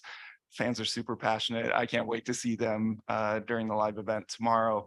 But this market for Valorant specifically, it's a really important market to us for our players. We have a lot of players here. They love the game. We want to feed into that. So it's one of the perfect places to start. Are there any more questions? Yeah, go ahead. Hello, I'm Valentina from Gazeta TV, and my question is for Ana. Ana, after these days in Brazil, do you think you have some new ideas to put into Valorant? Maybe a new weapon or character? It's a very specific question. So, you know, as a Raze main, I will say that I'm very, very love where Raze is from. And I think honestly, I don't know about Brazil, I don't want to speak specifically to Brazil because we are a very global game. But what I will say is that one of the things we love the most about what we're doing with Valorant right now is that we're celebrating players from all over the world. The fact that our game is set on Earth gives us a lot of opportunities to tell stories from around the world. We've seen our players fall in love with those stories. Our players don't only want to hear about themselves, they want to hear stories from other regions. They want to understand what players love in other countries. And so we're always drawing inspiration from the communities that we visit, and we're always drawing inspiration from the communities where our players exist. So we will continue to do it. It's one of my favorite things about the game, quite honestly, is that we get to represent all of you in the game itself. So we will definitely continue to do that. Yeah. Unfortunately, I don't get to stay for Carnival, so there probably won't be a Carnival skin anytime soon, but we'll see what we can do. Go ahead. Hey, my name is Raquel from Valorant Zone. I want a question for Leo in Portuguese. It's Sure. okay? Yeah, go for it. Como Okay. foi a dinâmica de planejar campeonato internacional durante dos maiores eventos que tem no Brasil, que é o Carnaval? That's a great question. Do you want to answer in Go ahead in Portuguese. Português? A gente, assim, quando a gente planejou o calendário da Season 2023, esse é um ano muito especial e muito único. A gente queria dar oportunidade e tempo para os times estabelecerem novos hubs. Então, vários times se mudaram para Los Angeles, para Berlim, para Seul. Então, a ideia de fazer o lock-in veio antes de escolher o local, e o momento tinha que ser esse. Acho que o fato de fazer durante o carnaval trouxe alguns desafios logísticos, assim, os hotéis são cheios, os voos são mais caros, alguns países a gente demorou um pouco mais de tempo para conseguir vistos, mas no fim das contas, assim, deu tudo certo, tá dando tudo certo, a galera vai acabar curtindo o carnaval, e a gente tá, enfim, super feliz. Vamos ver o show ao vivo amanhã, mas vai ser muito bacana.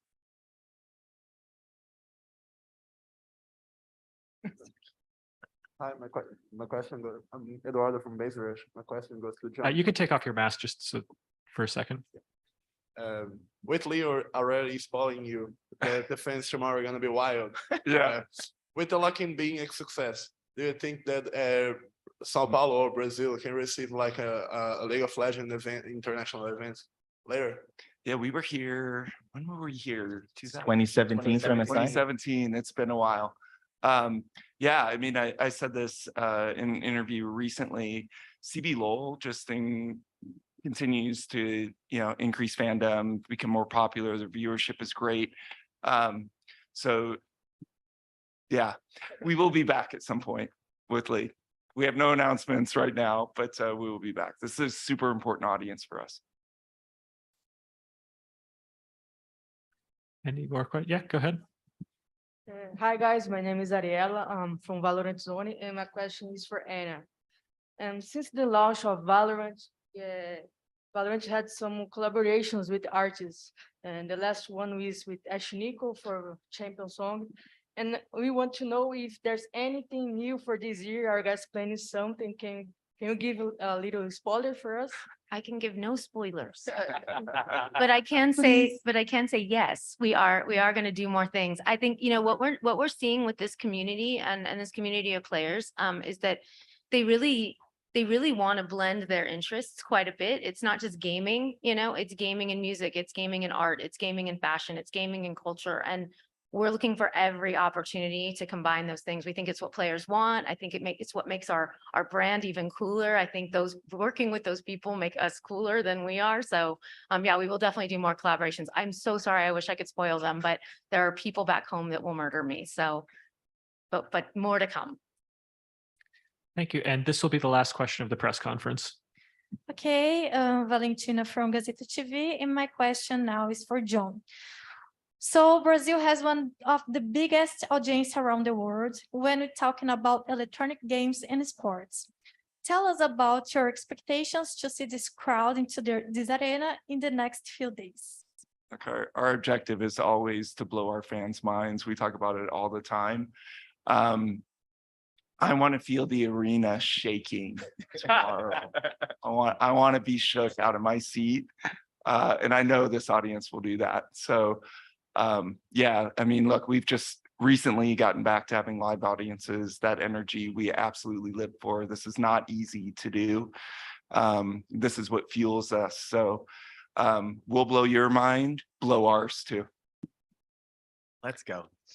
John, Whalen, Anna, Leo, thank you so much for taking the time to speak with us. This will conclude the second press conference, and we'll be back with our players after this. Great, thank you. Thanks, folks. Thank you. Well, thoughts?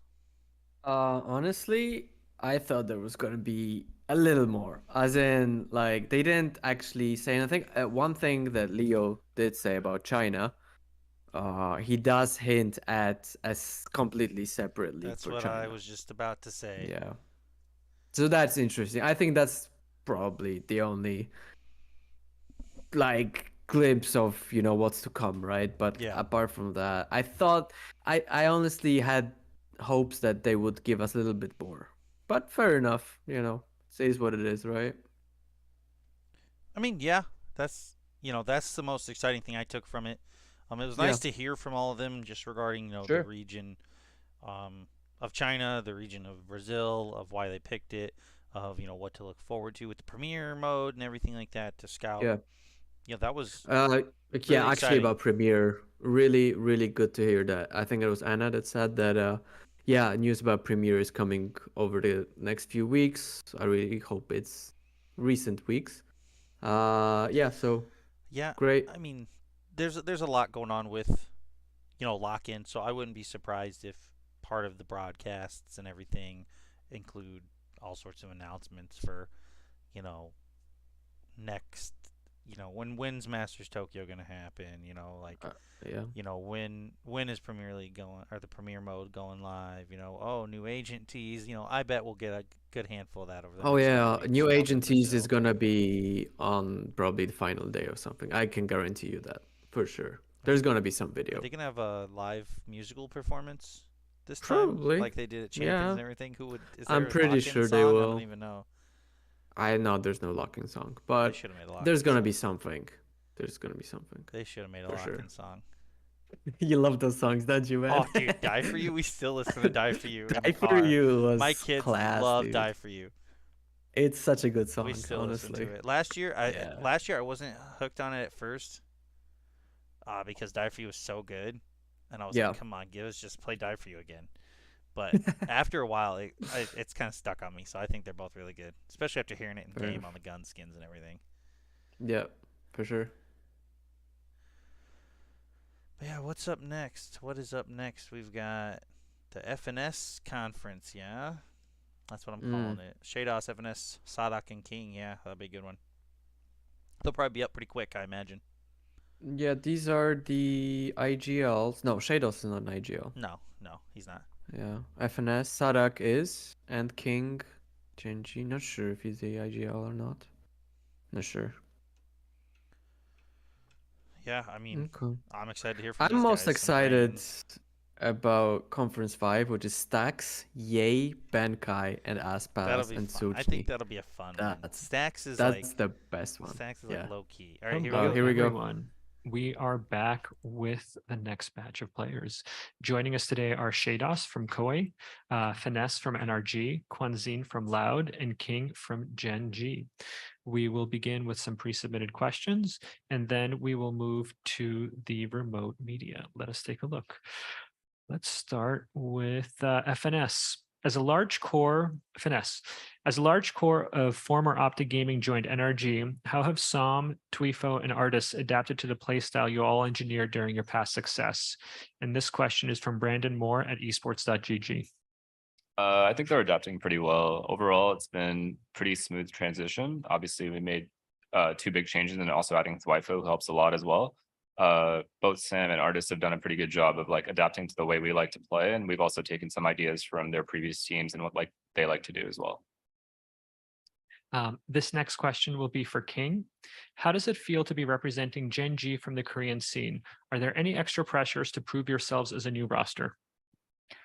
킹 선수께 질문 드릴게요. 젠지에서 경기를 뛰게 됐는데 한국을 대표하는 자리이기도 하잖아요. 좀 뭔가 스스로 보여줘야겠다는 부담감이 있는지, 그리고 이렇게 좀 젠지에서 경기를 치르게 된 소감을 묻고 싶습니다. 일단은 뭐 굳이 나서려고 안 해도 뭔가 잘하면 알아서 남들이 봐줄 거라 생각하고요. 그리고 또 한국을 대표하는 만큼 그 팬들의 마음을 가지고 열심히 하면 될 것 같습니다. Well, I'm here to represent and play for Korea, so definitely taking a lot of pride in that, and I will try my best. I feel like there's no need to talk so much about how well I'm gonna do. I feel like if I do well, then the people are going to notice. Thank you. We'll go next to Kwanzin. How is it to finally play an international home, but not in a Brazilian organization? And this is from Igor Oliveira from esports.gg. I think this is an error on the part of the reporter. Okay, let's move back to King then. How are your expectations up against the Brazilian team for the first time in an opening matchup of VCT lock-in, especially when they're playing in front of their home crowd? 이제 첫 번째 개막 경기가 라우드를 상대하게 됐잖아요. 라우드는 이제 홈팀이기 때문에 팬들도 굉장히 열성적으로 응원을 해줄 거라고 생각을 하는데 이제 라우드 상대로 어떤 경기를 예상하는지 궁금합니다. 일단은 상대가 경험이 있는 만큼 저희도 그만큼 잘 해야 될 것 같고, 그리고 뭐 팬들 홈팀이니까 팬들도 응원 많이 하실 텐데, 근데 저희는 이제 그걸 조용히 시키는 데만 집중하면 될 것 같습니다. Well, Loud, our opponents, they have a ton of LAN experience. So I guess to match that, we really have to show up big. And I am aware of the Brazilian fans being very passionate, and I'm looking forward to kind of silencing them all. That previous question that was to Kwanzin, that was actually meant for saadhak, but we had to switch a player out. Let's go next to sheydos. You come from a roster where every single teammate spoke the native language. How do you think your transition to Koi will affect the communication style and chemistry, considering you and TRX are the only Russian players? Thank you for the question. So first of all, it's a new experience for me to talk on a new language, but I'm trying to adapt and it's going good. So I'm also study English with a teacher, and so it is good to talk on English for me in the team. So that's all. Thank you. We'll go back to FNS. The former Optic roster has obtained a considerable amount of achievements and experience as a team in the past. With 3 core members shifting to NRG, are you excited to face Ye on the other side? Yeah, for sure.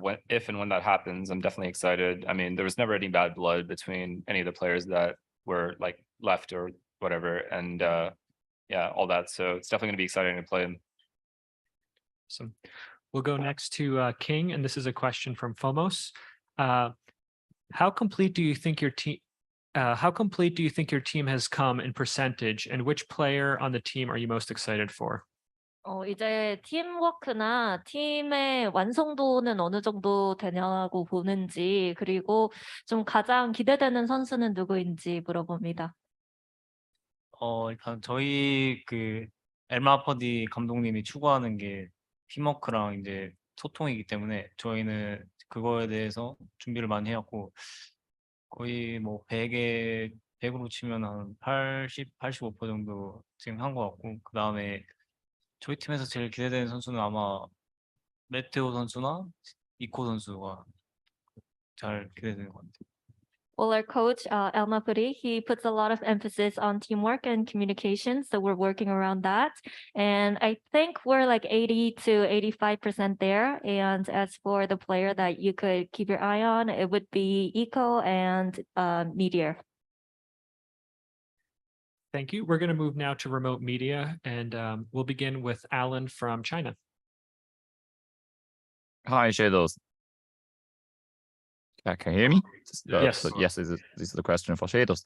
So, just like the question before, that you are in very different teams compared to before. You have very different native language. So, what is the major difference between there, like compared to your before communication system? I can say first of all about we have different practice time. So for example, in Russia we training a lot, around 12-13 hours. You know, in Europe it's some difficult. So for example, we train a little bit less. So it is a big difference between Europe and Russia, because in Russia we try harding a lot. Second, can you repeat the last thing in your question? Yeah. What is the difference between your your before team and your team at present? I don't know. I can say only one thing, that it's different mentality, and that's all. So. Yeah. Okay. Thank you. Thank you. We'll go next to George from Esports. Hi. My question is for FNS. I wanted to ask about Ardis, actually, in particular. Obviously, him coming into the team, and obviously everyone's going to anticipate that he will be the direct replacement, I guess, for Ye, pretty much, when we kind of talk about like fragging and stuff like that. In your opinion, do you believe that Ardis has the skill ceiling to actually go above Ye, or do you believe it's somewhere more of like a matching skill level? Yeah, for sure. If I didn't think that, then we wouldn't have artists. But no, he's definitely really good. I mean, it just kind of depends on the opponents we face, our teamwork, how well we're able to set him up as well. I think a lot of Jake's success last year was a lot of ridiculous mechanical skills on his part, but we were also able to set him up really well. So we have to do our part to make sure that Artist does the same thing, if not better. Thank you. Thanks. We'll go next to AD from VLR.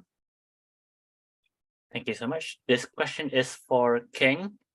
King, of course, you are working with playing with an all-Korean roster, but with an Australian coach.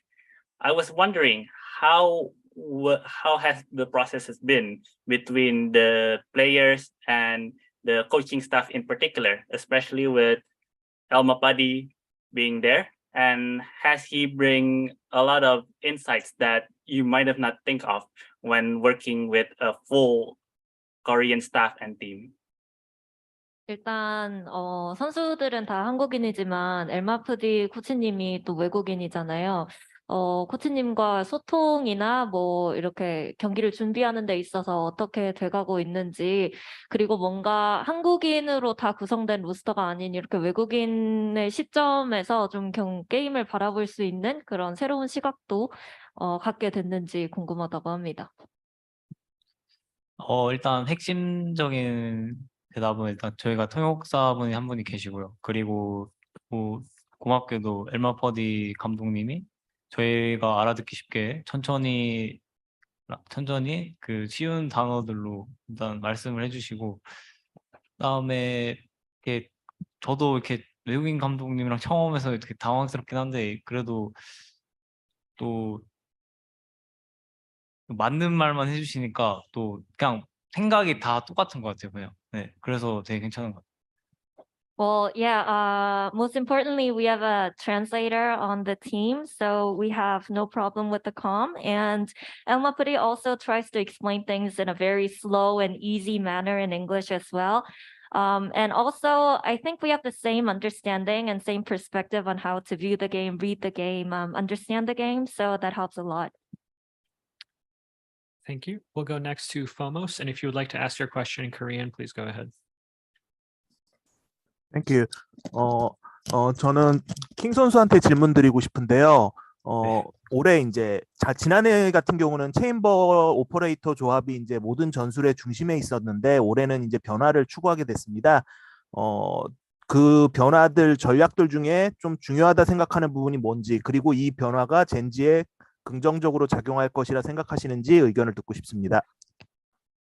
일단 체인버 오퍼레이터가 일단은 너무 OP고 그냥 말도 안 되는 수준이었던 건 사실이고요. 근데 또 원래 판치던 Z가 있으니까 뭐 딱히 이가 없으면 잇몸으로 하는 느낌으로 그냥 Z가 계속 나오지 않을까 싶네요. Well, the question was, last year was chamber operator mainly kind of earning a lot of popularity in the meta, but with the nerf on the agent, what do you think will change? And do you think that change will work against you or work well for you? And the answer was, well, Chamber last year was extremely OP to the point where he needed the nerf. And I feel like with all those nerfs coming to him, Jet, the former OP agent, will see her a lot. And yeah, I think a lot of teams are going to pull out Jet instead of Chamber. Thank you. We'll go next to Cecilia from Esports Mag. Hello, my question is for FNS. How do you expect these tournaments to lock in to shape the competitive year of Valorant in your region?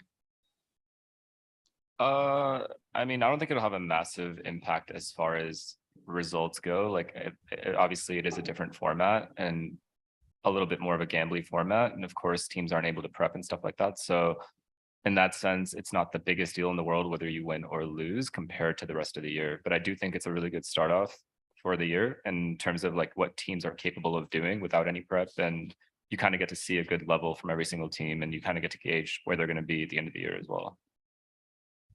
Thank you. Thank you. We'll go next to Antonio Summer from Nerditude. Hi, my question is for FNS. It's about artists. How did you feel that for the first time in Valorant, there are players who come from the other regions? I mean, I think it's cool. I've personally can't remember if I've ever played in a team with a player that's from like a completely different region. So it's definitely a new thing for me. Obviously, he's also English speaking, so that definitely helps. But yeah, it's definitely cool. I think more teams are going to implement it as time goes on and as Valorant grows. But yeah, I think as long as it's not a massive language barrier, it usually can work. Thank you. We'll go next to Javiera Martinez from Havamarts. Hi, my question is for sheydos. Koi is one of the teams with the high expectations for their fans, but as you have commented, there has been a lack of time to prepare for this. What can they expect tomorrow on the stage? Thank you for the question. So first of all, compared to other team in Europe, we training only 1 month because we have some problem with buyout of Sarso. So tomorrow we just will have fun with team manager because I played with them in 2021. So we will see, and we will show a great game. Thank you. We'll go next to Alejandro from Level Up. Hello, everyone. My question is for sheydos as well. There is a lot of people already waiting to see you compete either in the opening match against NRG or during the EMEA League. Without thinking on what will happen tomorrow, which teams are you willing to face the most based on what you saw during the off-season? Can you repeat the question? Which teams are you willing to face the most based on what you saw during the off-season without thinking on what will happen tomorrow? To be honest, I want to face with Loud, this Brazilian crowd. So I will see this pressure from Brazilian crowd, how they support their team, and we will see who is a real strong team. Thank you. We'll go next to Juan Torres from Prensa Esports. Yeah, thank you. My question is again for sheydos. It will be KOI's first international appearance in a year where the organization had a great growth with the merger with Rogues. So with this in mind, how do you feel for the debut, and especially knowing that you could have a confrontation against Karmine Corp if everything goes well? How I knew, it's always a battle between KOI, Karmine Corp, and Giant. So we need to show a really great game against these clubs because it's very important for eBay and for KOI fans also. So that's all. Thank you. Thanks. We'll go to Tim from SpikeTap. Hey, my question is for Kwanzin from Loud. I just wanted to ask, you're a younger player. You're one of the younger players at the event, and you've actually been competing in Valorant for like a while, doing extremely well in the challenger circuit. I just wanted to ask you if you have a lot of pressure on your shoulders now that you're, with Loud, obviously representing one of the world champions from last year, and taking on pretty much the entire field of the current best teams. Like, is there a lot of pressure, or are you taking this moment and kind of seizing it as an opportunity to shine since you've been brought into one of the top teams in your region now and in the world? Então, a pergunta é para saber, já que você é jogador bem novo, apesar de ter muitos resultados assim muito bons, como que é, se você tem uma pressão nos seus ombros de carregar essa responsabilidade de estar aqui representando time que já foi campeão mundial, como é que você está lidando com isso? Bom, eu por ser o jogador mais novo e ter entrado agora num time que acabou de ser campeão mundial, me dá assim uma pressão grande, só que eu tenho aprendido bastante com os companheiros de time e os coaches também. Então, eles estão me ensinando bastante coisa sobre o jogo e eu não quero só estar num time que acabou de ser campeão mundial, como eu também quero ser um campeão mundial. So he does understand that like people look at him like being young and that there should be a lot of pressure, but for him, he takes it in a different way.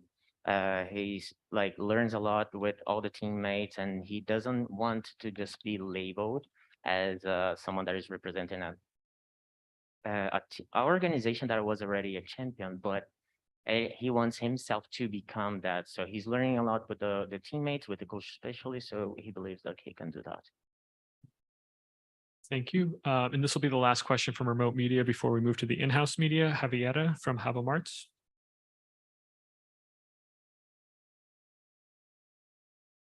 Oh, I think she just left her hand up. We will now move to the in-house media. Would anyone like to go first from the Brazilian media? Go ahead. So hi, David from Popline here. My question is actually for everyone very quickly, if you guys can answer. If you guys could pick like one team to play against in the final, which team would be it? Go ahead. 결승전에서 경기를 할 수 있게 된다면 가장 만나고 싶은 팀이 누구인가요? DRX. DRX. Vanessa, we'll go to you next. 100 Thieves. Kwanzin? A pergunta foi se você tivesse como escolher um time para você enfrentar, quem que você queria enfrentar? Sentinels. And sheydos? Loud, like I said before. Thank you so much. Go ahead. My name is Lucas from Sports.net Brazil. My question is for Carlzinho. Can I speak in português? Go ahead. Carlzinho, a gente sabe que deve ter muita pressão externa por você estar na Loud, campeão mundial, essas coisas assim. Queria saber assim, de você, o que você espera da atuação da Loud nessa estreia e se você acha que a gente pode ver algum tipo de novidade no estilo que a Loud jogava anteriormente com a entrada de você. Bom, acho que mudar o estilo de jogo da Loud antiga com a entrada minha, acho que não é algo que pode acontecer, mas sim, a gente está testando composições novas e, bom, eu que tive que me adaptar ao estilo de jogo da Loud e, bom, acho que é isso, acho que a gente entrou no lock-in com expectativa de aprender e de ganhar bastante experiência com o time e evoluir gradativamente durante os campeonatos da franquia. Are there any more questions? Go ahead. Hello, my name is Isadora. I'm from Tech Tudo. My question is for Carlzinho. Can I speak for? Yeah, go ahead. Eu queria entender um pouco da sua sensação de, primeiro, estar no time campeão, no time a ser batido e ver um campeonato desse tamanho no Brasil, assim. O que se passa dentro da cabeça, assim, nesse momento? A pressão é grande, mas justamente, como eu falei na pergunta anterior, a gente tá aqui para aprender, principalmente eu e Twist, que são os garotos novos. Então a gente tá aqui para ganhar experiência e também a gente evoluir no campeonato, igual a pergunta anterior. Eu perguntei sobre a sensação de ver um campeonato desse tamanho no Brasil. Ah, sim. Na verdade é um campeonato teste da Riot e, bom, é um campeonato muito grande, a gente vai jogar contra todos os times da franquia. Então, basicamente, não vou jogar só contra os times da América. Então, por exemplo, agora no nosso primeiro jogo, eu vou jogar contra a Gen.G e é uma experiência muito boa. Go ahead. Hi, my question is for FNS, and I'm Mariela from Valorant Zone. And you have a past with the Brazilians. And now in Valorant, do you believe you can write a new story with the Brazil? Like the fans? In general. Yeah, I'd hope so. I mean, yeah, I think with Valorant specifically, and especially everything that happened last year, it's definitely cool to have a rivalry with a Brazilian team. But even going forward, I think it'll be fun for sure. I don't really know. It kind of depends on them more than me. I love all my fans and all my haters too, so it doesn't really make a difference to me, but I definitely love this country. I think ever since we've stepped foot here, everyone's been super friendly, not just to me, but to my team, and I'm grateful for that.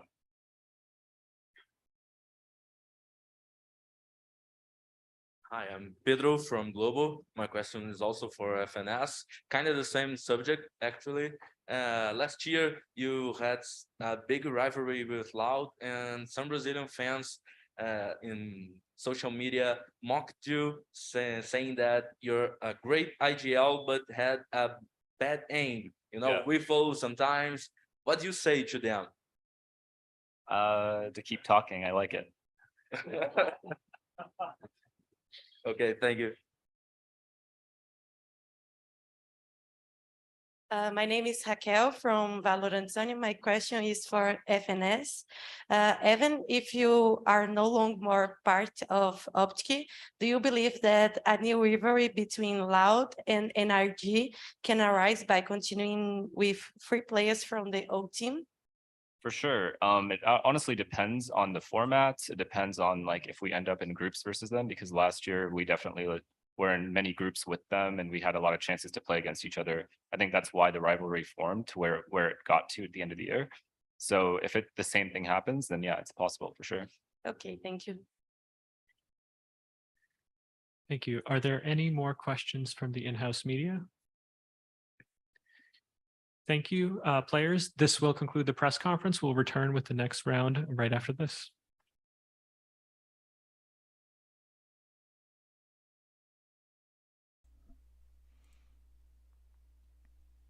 All right. What do you think of that one? Honestly, nothing special, I guess. Yeah, Kawazin, bruh, he looks so young. Oh my god, it's like a little kid, and they threw him there at the conference. I'm actually surprised they actually chose him to go, but he seems like a bright kid and like got his head on his shoulders. So yeah. Yeah, thanks everybody that's watching. Thanks for coming. We're excited to be a part of this and share it with you. Yeah, so up next, I think we're halfway done at this point, yeah? Yeah, that's right. Next is gonna be good. It's gonna be Rhyme and Scream and Yep. Raita from Detonation. And nizhaoTZH. I hope I'm saying that right. I don't want to say the FPX guy's name wrong, so I'm gonna keep quiet. I mean, I'm trying my best, honestly. Tang, at least that's how it's. Yeah, so that's gonna be good. Awesome. Yeah, that's. But I am most excited for the one after with Stacks, Ye, and Benkai and Aspas. Yeah, that'll be that was fun. gonna be banging, man. He's kind of rolling along. You know, once they started, they're not really. Yeah.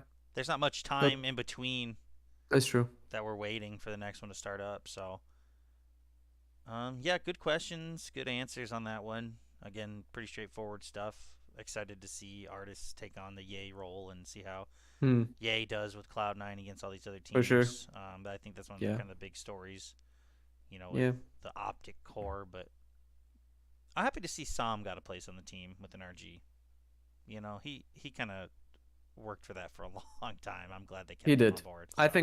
I think he deserved it. But we'll see. Yeah, like tomorrow, Koi versus Energy, right? So we'll see how that goes. Yeah, they're the first game of the tournament. Yeah, pretty good one. Pretty good opener, actually.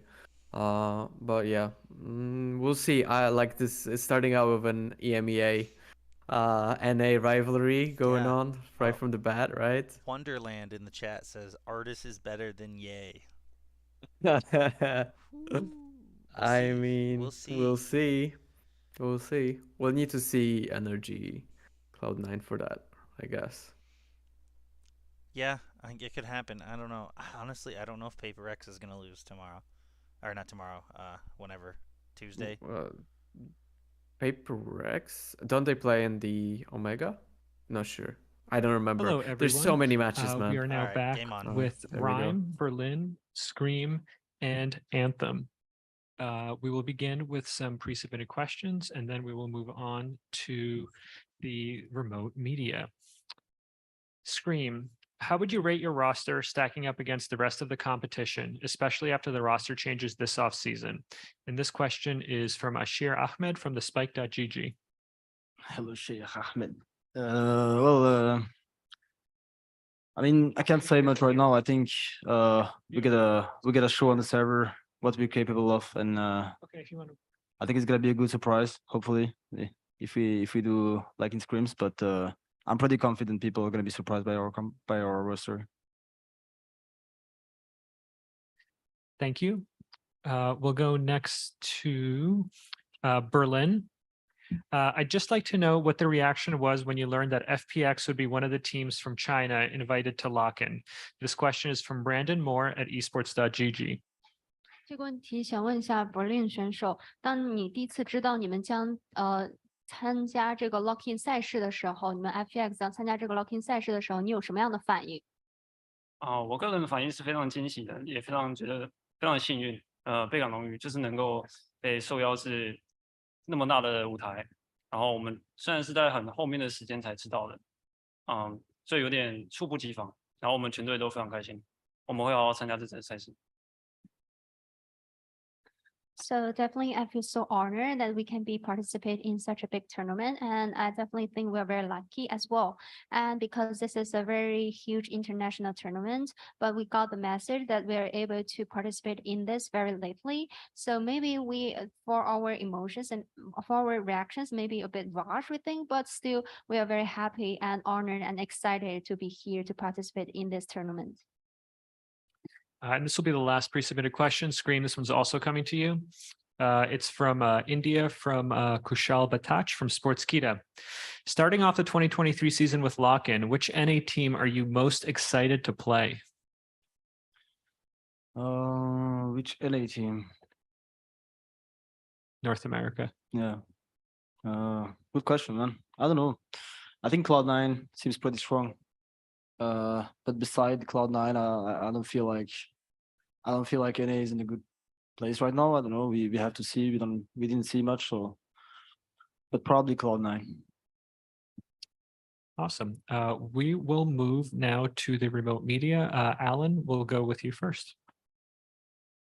Hello，柏林，Hello。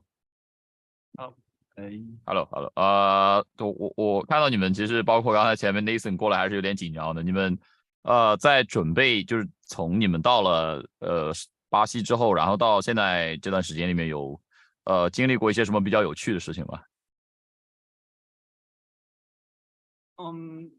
比较有趣的事情可能没有，因为这几天都非常紧凑在训练，然后还有安排一些像这种采访，然后拍摄一些内容，所以比较少有什么特别有趣的事情发生。但是那你们在整个训练的过程当中有感觉到有一些哪些东西有一些让你们觉得比较意外或者有点学习到的内容吗？在过去的训练赛，对手的打法风格上和现在的训练赛相差的非常多，然后这边的训练赛也非常的更加的团队意识，然后细节什么的做得非常好，然后我们学到了很多，这我觉得蛮意外，就是如此大的差别。这样。好的，谢谢。谢谢。So this question is over to Berlin. You have mentioned maybe during the preparations is a bit nervous. So could you share more about the interesting episode you have faced during the practice and before the tournament? And his answer was, to be honest, after we came here, we just focused on our own practice, and also we have some extra interviews and also the filmings. So to be honest, we don't have much interesting episode that I would like to share to you. But and the following up question was, so maybe is there anything happened beyond your expectation? Berlin's answer was, I feels like the mainly difference is between the play styles, our opponents' play styles, because I feels like right now our opponents, they have a very good teamwork, and also they focus more on the in-game details. So for this part is a bit beyond our expectations, and we can really learn a lot from this very huge international tournament. Thank you. The next question we'll take is from GameSpark Okano, and if it's for Anthem, feel free to ask in Japanese. はい、ゲームスパークの岡野です。アンセム選手に伺います。チームが結成してからの時間を通じて、現在のチームの仕上がりを自身でどのように評価していますでしょうか。また、日本から2チームしか出場しない中で1チームとして、どのようなプレッシャーなどを感じていますか、教えてください。そうですね。その自分、ここにブラジルに来てから、何戦かスクリームとか、現地のチームとかとやらせていただいたんですけど、その感触的には、結構トーナメントで結構いい位置づけに入れるんじゃないかなっていうのを実感しています。あと、何でしたっけ、質問。日本チームとして出場することへのプレッシャーなどですね。プレッシャー。もちろんその日本から2チームっていうことで、結構プレッシャーは感じてますけど、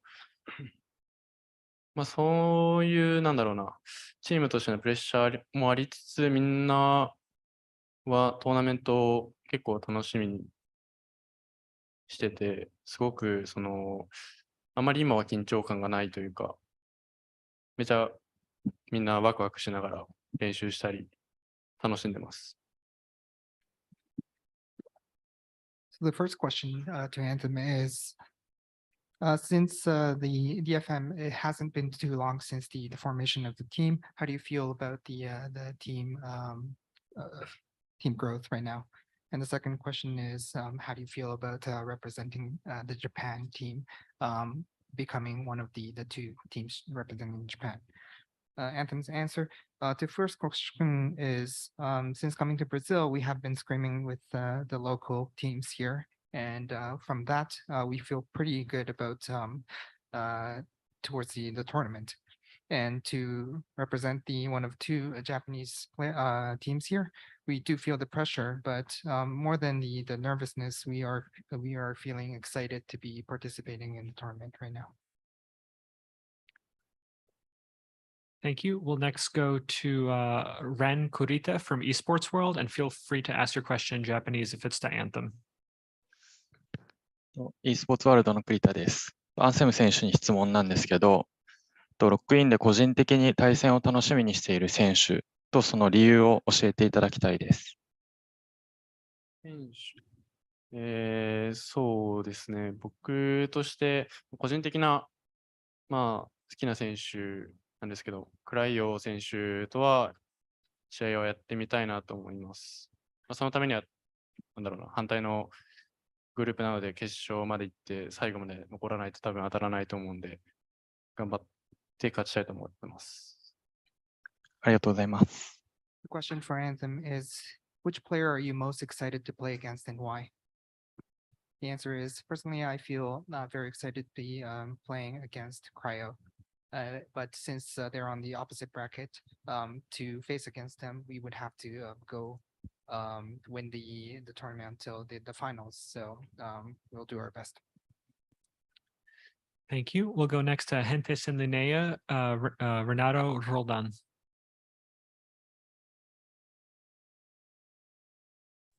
Hi. Well, this question is for Scream. Hi, Scream. You were obviously with your bro Nivera. Hello. You were obviously with your bro Nivera also in Liquid, and now you are both in Karmine Corp. Do you believe that you both can perform better having each other on the team? And also, what do you think is the most dangerous of this duo for the other teams? I think our time in Liquid was a good experience for us. First time in the team together. We learned a lot together. He's still young and he still had to learn a lot of stuff. And I think coming into this team, everything is different. I took the IGL role very seriously, and my brother has been stepping up so much last month. So I'm very confident that we're gonna be a big problem for people. Thank you. We'll go next to Adarsh from Sportskita. Hey, my question is to Scream. So how different is your role as the IGL and Karmine Corp when compared to Team Liquid, especially since you have 5 French-speaking players in your team? Yeah, well, I think the language barrier makes a big difference in our preparation and in our communication in general. Liquid was a bit more like a chaotic gameplay, more like comfortable picks on agents. Right now we are more heavily heading to a more tactical gameplay, and yeah, it's been a good preparation so far, like last 2.5 months, and I can't wait to show people like what we build. All right, thank you. Thank you. We'll next go to Zhe Hao from People's Esports. This question is for Berlin. 柏林你好，我是人民电信记者马笑。我想问一下，在线下训练赛之后，你们战队对这次比赛成绩预期是怎么样的？然后你有什么战队想特别面对的？谢谢。我对我们战队的成绩预期，我觉得因为我们第一次来参加这种线下大型赛事，所以也没有打过各个其他地方的选手。我并不会说太高，所以我想说赢个3-4场，我们到个4强或是冠亚尝试看看，不知道我们会走一步是一步，然后见过我们所的。对，不好意思，你刚才第二个问题是什么？就是除了你们第一轮的对手之后的对手，你还想面对哪支战队？如果能的话，我们或许我自己的话，或许会想打看看 C9， 对，或是100T， 他们现在觉得他们实力特别强悍，所以想挑战看看。谢谢。So this question is over to Berlin. This is your first tournament to play in the studio. So what's your expectation toward this tournament? And also, except for the first opponents you're going to face, are there any specific teams that you would like to face against? And his answer was, definitely this is our first time to participate in such a huge tournament, and also the first time for us to play in the studio. And also previously we haven't faced any teams from other regions. So for our goals, I will not set a very high goal, but I will try my best to get into the semifinals or even the finals. But we would like to reach our goal step by step, match by match. And also, except for the team we're going to face, we also want to challenge Cloud9 or 100 Thieves, because two of them are very strong teams. So we would like to challenge them in the future if possible. Thank you. We'll next go to Adian from VLR. Thank you so much. This question is for Berlin. Not many people knew that before your stint on Zhe Hao and FPX, you and Zhe Hao, of course, played for KPC and CBT Gaming in Hong Kong Taiwan Challengers. What was the decision? What was the catalyst of you changing regions from Hong Kong and Taiwan towards Zhe Hao and eventually FPX? Were your results in challengers before you joined Zhe Hao reflects how your decision would be joining FPX? 这个问题啊，问一下Berlin选手。其实很多人好像对你之前的经历不太了解。那其实你也是现在才加入到就是FunPlus 的嘛，所以说是什么样的因素促使着你，然后呢想要来到这个队伍呢？谢谢你这个问题。如果能到一个更强大的队伍，那肯定是就是你会往那个更强大的队伍去。对，就这样，没有什么特别的其他的想法。I don't have much thought. I just would like to approach to the stronger team. Thank you. Thank you. We'll go back to Juan Torres from Prensa Esports. Yeah, thank you. My question is for Rhyme. So as a captain, how is the preparation for a tournament as demanding as this one, where there are so many new things from teammates, rival teams, and even a very different meta? Hello. I don't think you can prepare too much because you don't have any data on the other teams. And I think you just have to prepare for yourself and your team. So I think a lot of other teams have the same approach. You just have to prepare your own game and probably adapt a little bit in game to whatever you're facing. Thank you. Thanks. We'll go next to Alan from China. Hi, Rhyme. So it's a question for you, Rhyme. Hello. Yeah, hello. So compared to like the people who sit right next to you to Scream, you have a very different team, which have five players from 5 different regions. So and I just saw your team's vlog, like talking about your language, something like communication and something else. Do you think that coming from different countries that have something, making your gameplays or something comes more difficult? I mean, considering we're from different countries in Europe, no, I don't think so. We all learned English in school and we all speak English every day. So communication is not a problem. I think everyone speaks equally good English. And I think it's so far not been a single problem with it. It might be a little bit weird in the start for some people because we obviously have accents depending on where you're from. But other than that, no, it's never been a problem communicating. Thank you. We'll go next to Antonio from Nerditude. Hi, thank you. My question is for Giants. What does it feel like to go from being a team of regional stature to being invited to an international event, having a roster with such well-known names in the scene? I mean, right now that I have to speak for the organization itself, I'm sure they're super happy to be a part of VCT, like everyone else.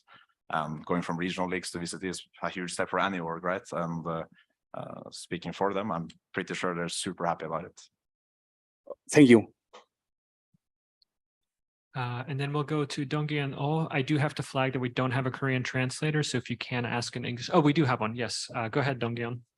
Yeah, I can speak English. Yeah, so I want to ask Scream that I noticed that last year in the championship you picked Phoenix many times. That's not very usual. What's your understanding of this agent, and will you pick the Phoenix in this tournament again?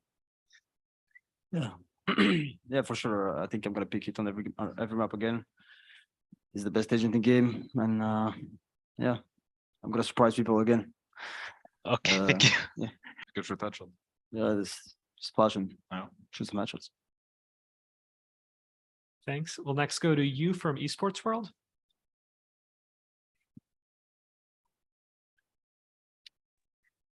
e スポーツワールドの井ノ川です。アンセム選手に質問があります。今回のロックインは BO1 ということなんですけれども、BO1 について特に気をつけてることとか、意識してることってありますか？そうですね。まあ、一回負けたら、すごく厳しいルールのもと行われるトーナメント形式なんで、まあ、気が抜けないっていうのが第一個と、まあ、そのミスが許されないっていうのが一番ですかね。はい。ありがとうございます。So this question is for Anthem. I understand that the lock-in is a BO1 tournament. How are you approaching this? And Anthem's answer is because we can only lose one time and you have to go home. So we take each match very carefully and try to eliminate as much mistake as possible. Thank you. We'll now offer any questions from the in-house media. Are there any?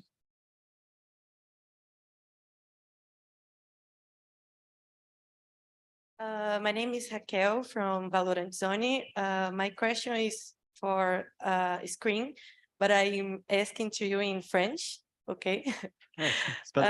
Quelles sont tes attentes pour le tournoi, car c'est le début de la nouvelle équipe pour les VCT? Et j'ai une autre question aussi, mais tu peux répondre ça et après j'ai... Oh, j'aime bien ton accent en tout cas. Merci. Très bel accent. Alors, pour cet événement, should I answer in English or French? Tu peux répondre Français? comme tu veux. Okay. So, ouais, pour cet événement, on n'a pas forcément de... Voilà, c'est le premier événement de l'année.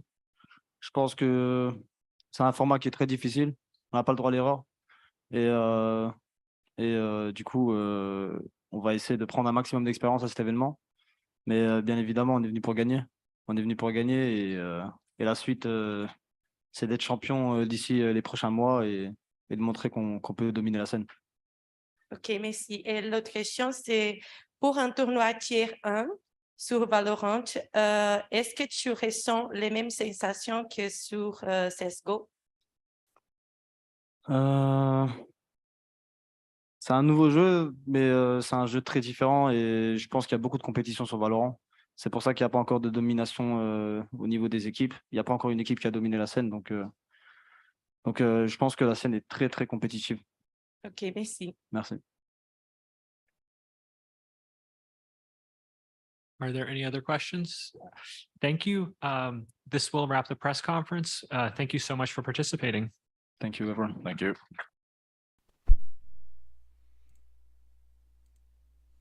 All right, and we're back. Man, Scream looks locked in. He's like hyped. He's happy. You can see he loves competing, man. Yeah, that guy loves to shoot headshots. Yeah, it's the Scream show again. All the questions his way Yeah. mostly.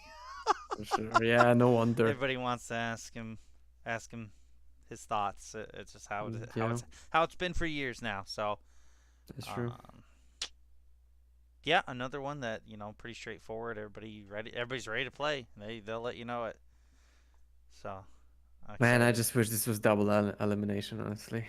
Yeah, it's but we'd so be here for 2 sad. months if it was. That's true. That's true. I prefer getting the league started up. So yeah. Was that the fourth one? Yep. 2 more. Okay. Got 2 more. Oh, two more. That's not bad. Okay, this one's the one I've been waiting for most, with Stacks and Ye and Benkai. This one's gonna be fun. Yeah, should be. I mean, I don't disagree at all.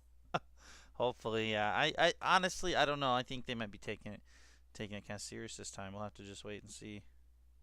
Mm. We'll have to wait and see. Shouldn't be too long before they start up. They've been kind of getting these going quick, so.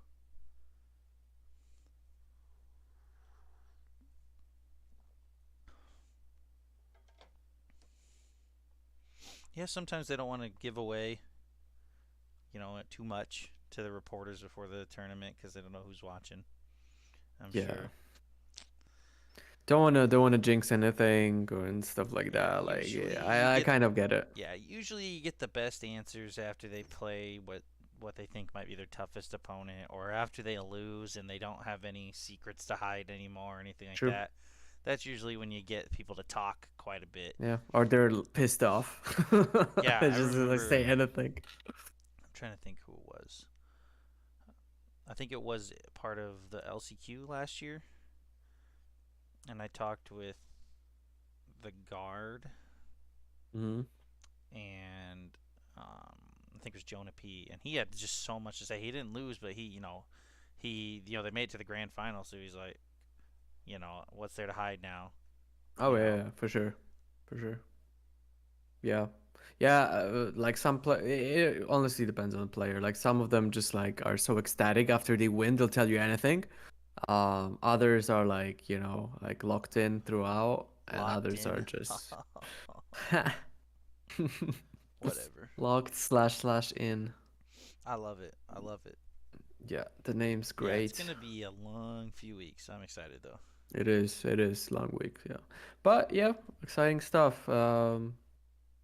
BO3s throughout, no BO1s, thank God. Imagine they introduced BO1s. Oh my God, that would have been dreadful. That's not happening. That's the worst thing they could have done, so thank God for that. And then BO5 semis and grand finale, so it's awesome, man.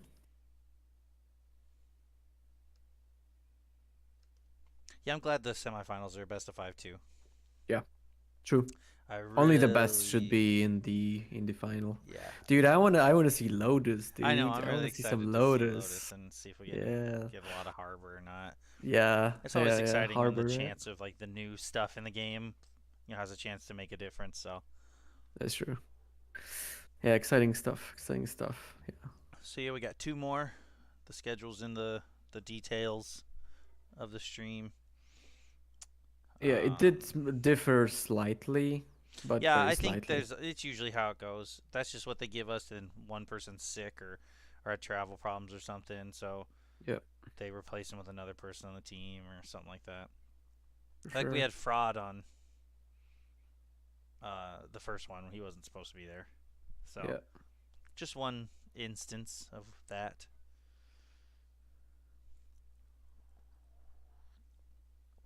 We have 2 more, and then we can all go enjoy some American football. Oh, what's going on in America? It's the Super Bowl today. Oh, the Super Bowl. Oh, that holiday you've got over there. That's right. My stepdad's a fan of one of the teams, and of course, it's the team that I hate, of course, because they're like. What are the teams called? Because I have no idea. Kansas City Chiefs and the Philadelphia Eagles. Wow, Chiefs versus Eagles. Damn. So, the one thing I noticed about America is you guys always have those like super cool names, like the Eagles and the Chiefs and like the Hawks and the freaking listen whatever. To this one. Do you follow hockey at all? Do you like hockey? No, I don't follow. There's an NHL team from Seattle called the Seattle Kraken. Incredible. Wow. Dude, that's if you want to see incredible sports names, just look up minor league baseball team names. Okay. We'll do that. Like the Montgomery Biscuits. Like Are you the Rocket City Trash Pandas. No way. There's some incredible minor league baseball team names. Incredible. That's amazing. Like ours in town is the Storm Chasers. Like that's a cool one. I dig that one. Storm Chasers. That's pretty dope. There's some really hilarious minor league teams like the Akron Rubber Ducks. Come on, like No way that Yeah, exists, they're man. incredible. I love them. What? I That's absolutely crazy. love them. That's awesome. That's pretty cool. Yeah, there's some really good ones. Okay. All I know is we're having tacos for dinner, so I'm ready for tacos. That's for sure. Oh man, I haven't had Mexican in a while. They're all already over. I'm going to my stepdad's house, so they're all already over there. Okay. Dope, And so I man. gotta take the crappy car and drive over there. So, but it'll be fun. It'll be fun. Nice. We'll be done. We'll be done soon. Well, another hour tops. Yeah, you know, an hour for me is I don't know if- 12 p.m. If so. any, it's only 4:30 p.m. for me. Oh well, that's good for you, brother. If any of the conferences go long, it's gonna be this next one, for sure. Yeah, for sure. Yeah, there's got like. If any of them this is go gonna be the longer than longest they, one. yeah, if any go longer than they're Yeah. supposed to, it's 100% gonna be the next one. Yep. Right. Yeah, cause man, you got some heavy hitters here, man. Honestly, Stags, Ye and Benkai and Aspas. Man, come on. Isn't Stax the one who started yelling "Vamos" at the Latam Vamos. teams? Yeah, yeah. Dude He's is low, amazing, he's man. low key hilarious. Yeah. Yeah, he's. He just kind of came out great. of nowhere, being a little funny. Yeah, guy, it was so. just he was so happy. My goodness, what a guy. He's so funny, man. Yeah, I'm so excited for tomorrow. I'm kind of bummed there's only 2 games, but whatever. Well, don't worry. The next 2 days are gonna be 3 games, so no worries. Yeah, that's fine. All right, here we go. Hello, everyone. We are joined by Benkai, Stax, Suhonj, and Ye. We will begin with some pre-submitted questions, and then we will move into the remote media questions. Let's start with Ye. It's a question for Ashir Ahmed from the Spike.GG. How do you think your arrival into the lineup has affected the roles of other members, and how effective or painstaking has the transition been? I wouldn't say it's been very painstaking because I feel like the majority of people on our team are pretty flexible. So I think it's been a fine transition. Obviously, there's been a little bit of downtime in which we're trying to figure out a few different things, but we've had like a decent amount of time. I think it'll be fine. Thanks. This next question is to Stax. How complete do you think your team has come in terms of percentage, and which players on the team are you most excited for? 잭 선수 일단 현재 팀의 완성도를 퍼센테지로 나타내면 어느 정도 되는지, 그리고 이번 대회에서 가장 기대해 볼 만한 선수는 누구인지 DRX 안에서 뽑아주세요. 일단은 저희 완성도는 50%라고 생각을 하고, 이제 저희 팀에서 가장 기대되는 선수는 아마도 저는 RB 선수라고 생각해요. I would say about 50% and RB. Thank you. And we'll do one more pre-submitted question for Ye. This is also from Adarsh from Sportskita. Are you excited to face 3 of your ex-teammates in the playoffs here at VCT Lock-in? Well, let's take this one step at a time here. We still have at least 2 or 3, maybe even 4 games before we play them. So we'll see. All right, and just one more for Ye. How do you feel about your playstyle in VCT Lock-in now that Chamber is no longer at the top of the Valorant meta? Kind of happy about it, just because I've been playing Chamber for a year, 14 hours a day. So it's kind of nice to have some variety now. All right, we'll now move to the remote media. Please use the Zoom hand raise function if you'd like to ask a question. Would anyone like to go first? I think we'll go to Alan from China. Hi, Benkai. Hello. Hello. About you, Alan. Hello. Yeah. Why not? There are some sandwiches or something. Nothing. Okay, for context, the last time I was in a press conference, I made sandwiches for everyone. But yeah, I'm a bit scared to go out here, so I didn't really get ingredients for a sandwich. Okay.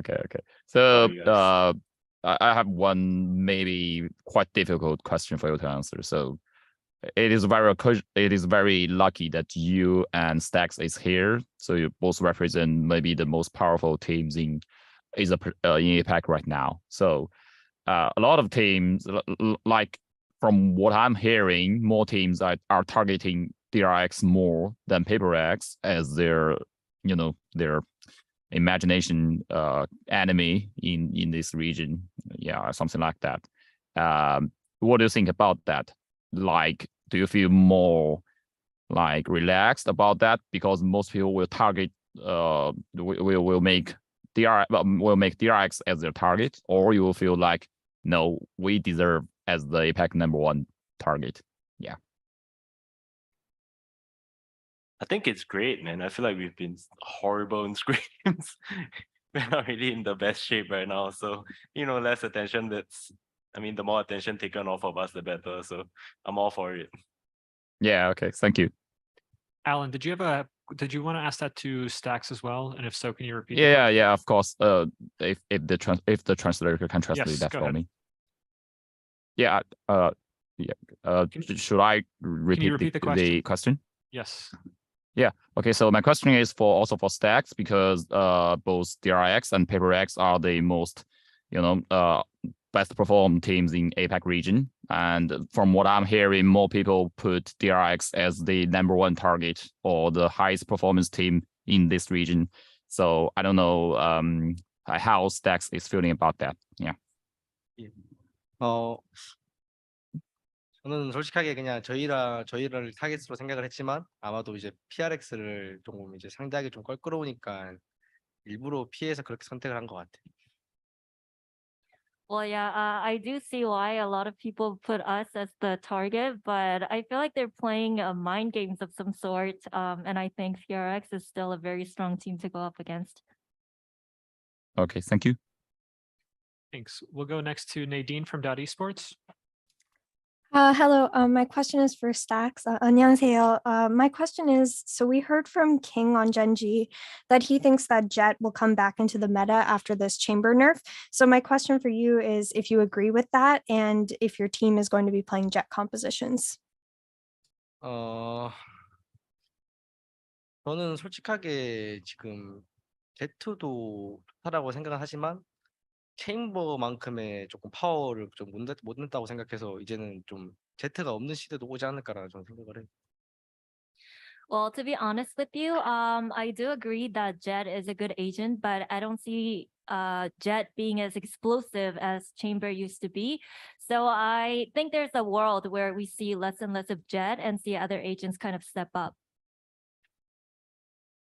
Thank you. We'll next go to 80 from VLR. Thank you so much. This question is for Sony, BBL. You are the newest member to BBL, along with the replacement, of course, for Elite. How have you adapted to the team so far with 1 month of preparation, and how has the rest of the team being an all-Turkish team and experiencing fully inter-regional competition for the first time here in Lock-in? Yeah. I think when I first came to the team, I was so shy, but we had boot camp in Istanbul and we bonded very well. We're now brothers. My adoption was really easy for me. So the guys helped me a lot and it's going really well now. So it's all good. Thank you so much. Thanks. We will now go to Juan Torres from Prensa Esports. Yes, thank you. My question is for Jay. I don't know if you knew it, but here in Latin America, we know you as El Diablo, which means the devil because of your insane way of playing. So how do you feel with it? Well, it's kind of nice, I guess. I think it's a really cool nickname, and thank you, I guess. Appreciate it. Yeah, and may I make a second question for Stacks? Yeah, go ahead. Thank you.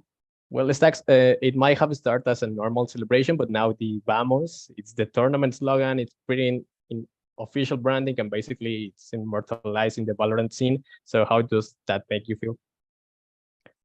일단은 이렇게까지 커질 줄 몰랐고 하필 또 스프레이가 나와가지고 좀 깜짝 놀라서 이번 대회에서는 다보스를 많이 안 쓰려고 했는데 다시 써야 될 것 같기도 해요. Well, I didn't expect it to go this big, and then there was this whole like Valorant spray that came out, the famous thing. I wasn't really going to do it a lot, but I feel like now I really have to. Okay, thank you. Thanks. Let's go to Fomos next. Thank you. 안녕하세요. 스택스 선수께 질문 드리겠습니다. 첫 상대가 바로 옆에 계신데 그 BBL e스포츠에 대해서 좀 어떻게 분석하셨고 좀 강하고 좀 경계되는 부분이나 아니면 경계되는 선수가 있다면 좀 소개 좀 부탁드리겠습니다. 일단은 저희가 지금 BBL에 대해서 아는 거는 전혀 없고 저희가 예전에 한번 브리즈를 조금 못할 때가 있었는데 그때 저희가 BBL을 보고 진짜 엄청 많이 참고를 많이 했었고요. 그때 진짜 와 진짜 에임이나 이런 거 센스가 너무 좋다라고 느꼈고 지금도 아마 동일할 것 같아요. Well, the question was, well, Stacks, you're sitting right next to your opponent, VBL. So what have you made of them as your opponents? And what do you think would be a challenge facing them in the first game? And Stacks' answer was, well, we don't know a lot about BBL at the moment, but I remember when we wanted to make our breeze stronger, we studied a lot of BBL's breeze and thought that they had really good aims and high sense of a really good sense of game as well. And yeah, I think they're going to be a strong competitor. Thanks. We'll go next to George from Esports. Hi, everyone. My question will be for Ye. I wanted to ask, obviously, coming into Cloud9, you've been with them for some time, obviously now practicing for a few months. I wanted to ask you, how would you compare the in-game leading style of Vanity compared to FNS? Obviously, you know, you were very successful with Uptick Gaming. So what would you say are the major differences between the two styles? It's kind of hard to compare the two because like it's just different kind of styles. And there's not necessarily one that's like stronger or like worse than another. And plus, I think you also need to kind of factor in like usually the IGL and coach are like a combination. So they have like direct influences like on each other and like how stuff is made, you know, and that sort of thing. But if I had to compare, I would say probably FNS's style is a little bit more structured in the sense of like everything is very like methodical. Things are very like planned out, while Vanity is a little bit more loose and there's a lot more creativity and like more like I don't want to say like gimmicky kind of stuff, but more variety and like the stuff that we do. Thank you. We'll go next to Alan from China. Yeah. So hi, Benghai again. Yeah. So I remember that during last year, during 2022, I think after the champions, you have something like I don't know, a video or essay that talking about your team is not performing up to the level that you expected during champions, right? And it feels like maybe I could describe it as a meltdown. So or tilted, I don't know. So what do you think that really happened last year that makes your team that didn't perform good enough during champions, and how that you and your team making some changes during off season to prevent that happening again? Yeah. I think it's mainly just how we managed our expectations. Mm-hmm. Yeah. So we got second at Copenhagen, right? So everybody else was after that, everyone was kind of expecting us to do better in champions. And I feel like we let that pressure get to us, and we just treated it as a learning experience. So we learned how to manage our expectations and go back to the mentality that we had in Iceland and Copenhagen. So we're trying to bring that into this event now. Yeah. Okay, thank you. Thanks. We'll go next to Juan Torres from Prensa Esports.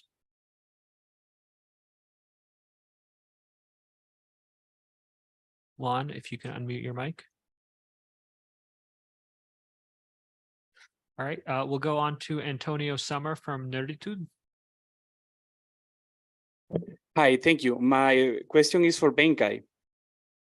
PaperX is a team that proposes many new things that no one else thinks about. How does it feel to be the EGL of a team with such complex compositions? I don't think it's as complex as everyone thinks it is. It's normally just I'm just trying to manage like 4 other clowns and their dumb ideas. So I'm just trying to piece them together and just try and make it work. And whenever they come to me with new ideas, I just try to, instead of dismissing it and saying it's a dumb idea, I'll try my best to make it work. And when it does, it looks amazing on stage. But when it doesn't, we just look like a bunch of like dumb people. So it's very 50-50 with the way that we play. Thank you so much. Thank you. And we'll now go to the in-house media. Are there any questions that we'd like to ask? Okay, 1 second. Hey, my name is Raquel from Valorant Zone. My question is for Benkai. You called the attention of the Brazilian public during the Champions League for your costumes. And what are you preparing for looking? I mean, I'll never tell anyone, so you just need to wait and see until I actually do it. Okay. Yeah. Any other questions from the in-house media? One more, it looks like.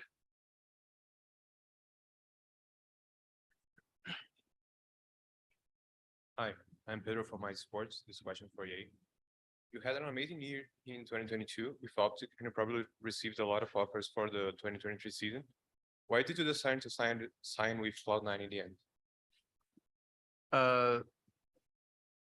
There was a bunch of different reasons, to be honest with you, like some being salary, some being just the members that I'd be playing with. But in reality, Cloud9 was probably my best option, given like the behind the scenes kind of stuff.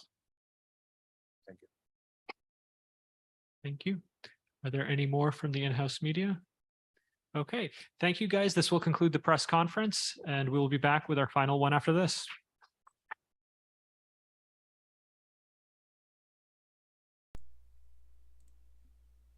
All right, one more. We're almost there. That was pretty fast, actually. I think everybody's getting tired. Yeah, It's I mean, getting I late am, in dude. a lot of places, so they're probably. Yeah, it's almost 12 here, man. I'm so tired. Like, okay, who's last though?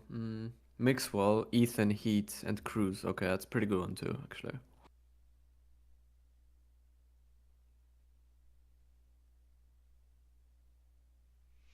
Actually, that Team Heretics lineup's pretty decent with Mixwell. And Kellogg's, like Yeah. reunited. It's from G2, right? So Yeah, that'll be fun. That'll be fun. Let's see. We made it to the end. Hallelujah. So it starts at 11 a.m. for me every day. What time is that for you? Are you kidding me?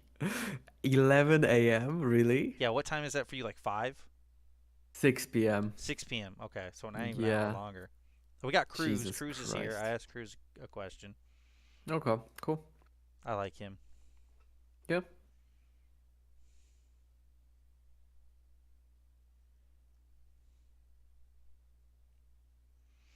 What was I gonna say? I had something I had to say. Oh yeah, so yeah, I mean, all the VCT like international tournaments start like way early. Like Champions started at like 8 o'clock in the morning for me.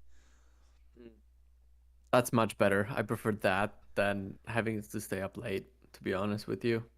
I'd rather wake up at 8 a.m. or 7 a.m. Screw it, 6 a.m. I'd wake up at 6 a.m. Champions is in LA and it starts at, noon. For I have me. to be That's in LA, still, like, dude. 7 or 8 for you, yeah. Yeah. Dude. Yeah, I have to. I'm gonna have to go to LA, dude. It's like otherwise, I just have to stay up all night, All night, basically. sleep during the day, yeah. Yeah, pretty flip much. the schedule for a couple weeks, Holy yeah. crap, man, that's insane! Wow.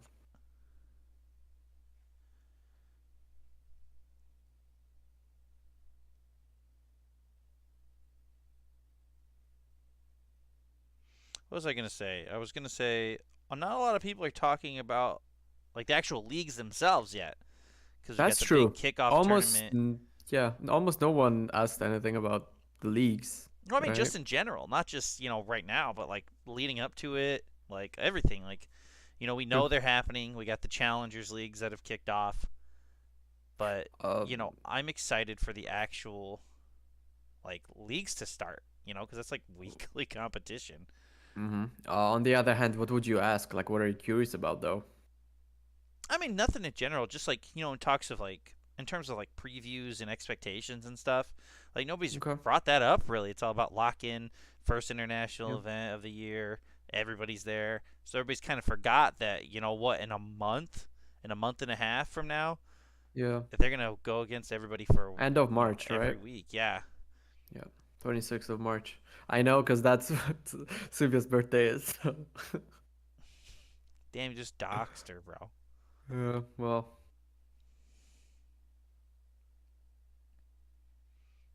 It's all good. It's all good in the hood. So yeah, I mean, we're almost there. We're almost at the finish line. Appreciate everybody that came or stuck with us or still here, chilling. A couple of decent names coming up next, and then by this time tomorrow, the last game should be ending, I would assume. Or no, there's only 2 tomorrow. So by this time tomorrow, it'll be done. It'll be done by now. Yeah. Never mind. I forgot. Otherwise, the last game would be starting like now, technically. If it goes to Hello, like, everyone. We are joined there we go. by. Game on. Hold on, let me pull up my list. We have Mixwell, Ethan, Mures, and Cruz. We'll begin with some pre-submitted questions and then move on to remote media and then the in-house media. Let's start with Ethan. Ethan, this is a question from Ashir Ahmed from the Spike.gg. You have one of the largest rosters in the scene with several people on the bench. What are the main reasons behind this decision? Did it also lie in having a relatively unchanged roster from last season? Yeah, I mean, they're mostly, we haven't finalized the roster yet, at least for the other 5, but they're mainly used for like in-house stuff. If we want to practice certain stuff, we don't have to do it against another team, another competitor. We can use the other 5 and do that, but that's the main reason. Thank you. Cruz, this is a question from Ashir from the Spike. Is there a potential timeline for the return of Patafan to the team, and how crucial is his absence going to be to the team's performance at the event? I'm not really sure about the exact time, but he should be ready by the regular season. He should be back for the season in Korea. But did it affect our performances? Will it affect our performance here? Definitely, because he was in the scrim like in most of the maps for the past month, and then he had to go do his surgery, so we had to make changes. So we only had like a month to prep into Brazil, so it definitely affected our in-game play. Awesome. We'll now move to the remote media. If you'd like to ask a question, please use the Zoom hand raise function and we'll call on you. Would anyone like to go first? Let's start with Adi Aidan from VLR. Thank you. This question is primarily for Mures. Mures, you are now in a team with a lot of history, with players with quite the caliber, especially within the Brazilian scene.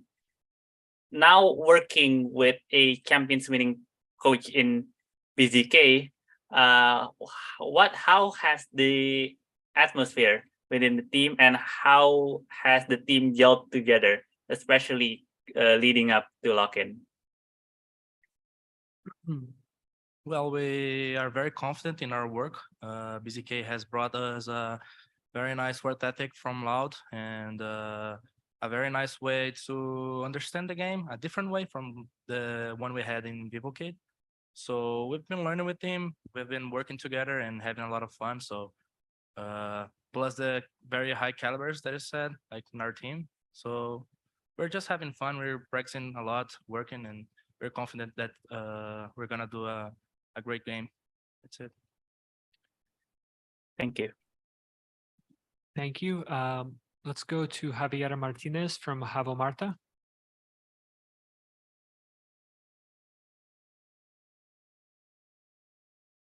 We can't hear you. I'm not sure if you're speaking.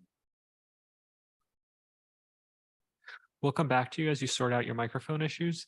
We'll go to Juan Torres from Prensa Esports. ¿Qué tal? Mi pregunta es para Mixwell. ¿Está bien? Bueno, well, my question is for Mixwell. It's okay if I make it in Spanish. Sí. Ok, vale. Super. Mixwell, habías compartido que el llegar a Heretics era como un poco tu último equipo. Entonces el lock-in, por así decirlo, sería como el inicio del fin para tu carrera, si es que es así. ¿Lo sientes así y cómo pues lo encaras con eso en mente? Sí, es así. Este va a ser mi último equipo, ya lo he dicho varias veces, y lo voy a disfrutar mucho, es a vida o muerte, pero estoy tranquilo. Y nada, yo creo que lo voy a enfocar más a disfrutar en la última etapa de mi carrera y poco más, con la presión necesaria, pero sin sufrir, disfrutando. Super, muchas gracias. Muchas gracias. Gracias. Thank you. We'll go to Alan from China. Yeah, so this is a question for Ethan. Hi, Ethan. So you are one of the top players that transit from CSGO scene to Valorant scene. So from your viewpoint at the present time, what is the major difference between these two games and maybe especially the pro scene between these two games? Thank you. Just from watching matches and stuff for the last couple of tournaments for both games, I think CS is still a little more thought out. It's obviously been a game for a longer time, but right now in Valorant, there's a lot of new stuff always kind of being added and being tested out. New maps, new agents, new abilities. CS, not much changes really. So you can establish metas easier in that game because you have more time. In this game, things change right before tournaments, so it's a little more on the fly. Okay, thank you. Thank you. We'll next go to Antonio from Nerditude. Thank you. Can I ask my question in Spanish? It's for Mixwell. Muchas gracias, Mixwell. Heretics es tu último equipo, según lo que dijiste.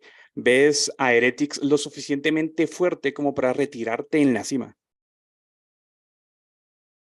Es una pregunta difícil de contestar.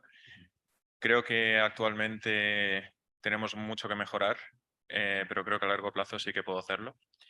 De todas formas, nunca iría a un torneo sin pensar que puedo ganarlo y confío en que podemos ganar este también. Muchas gracias. Saludos desde Guatemala. Gracias. Un saludo. Javier, do you want to try your mic one more time? Yes. Hola, quiero hacerle mi pregunta a Mixwell.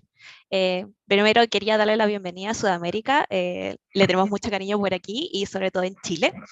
Y quería hacerle la pregunta de que muchos no están conformes con lo que vieron en los torneos de pretemporada. ¿Qué cambió en el equipo después de Manchester? ¿Y cómo se prepararon con este evento en comparación con lo anterior? Muchas gracias por la bienvenida y sobre todo nos hemos preparado mentalmente con el Performance Coach porque creo que es una de nuestras debilidades más grandes, creo que en Manchester se vio. Y como equipo llegamos mucho mejor de mentalidad y de fuerza mental, que es lo que creo que nos faltaba. Así que Heretics llega mucho más fuerte ahora que en Manchester. Muchas gracias, éxitos. Gracias. We'll go to Renato from Agentes in the Neo.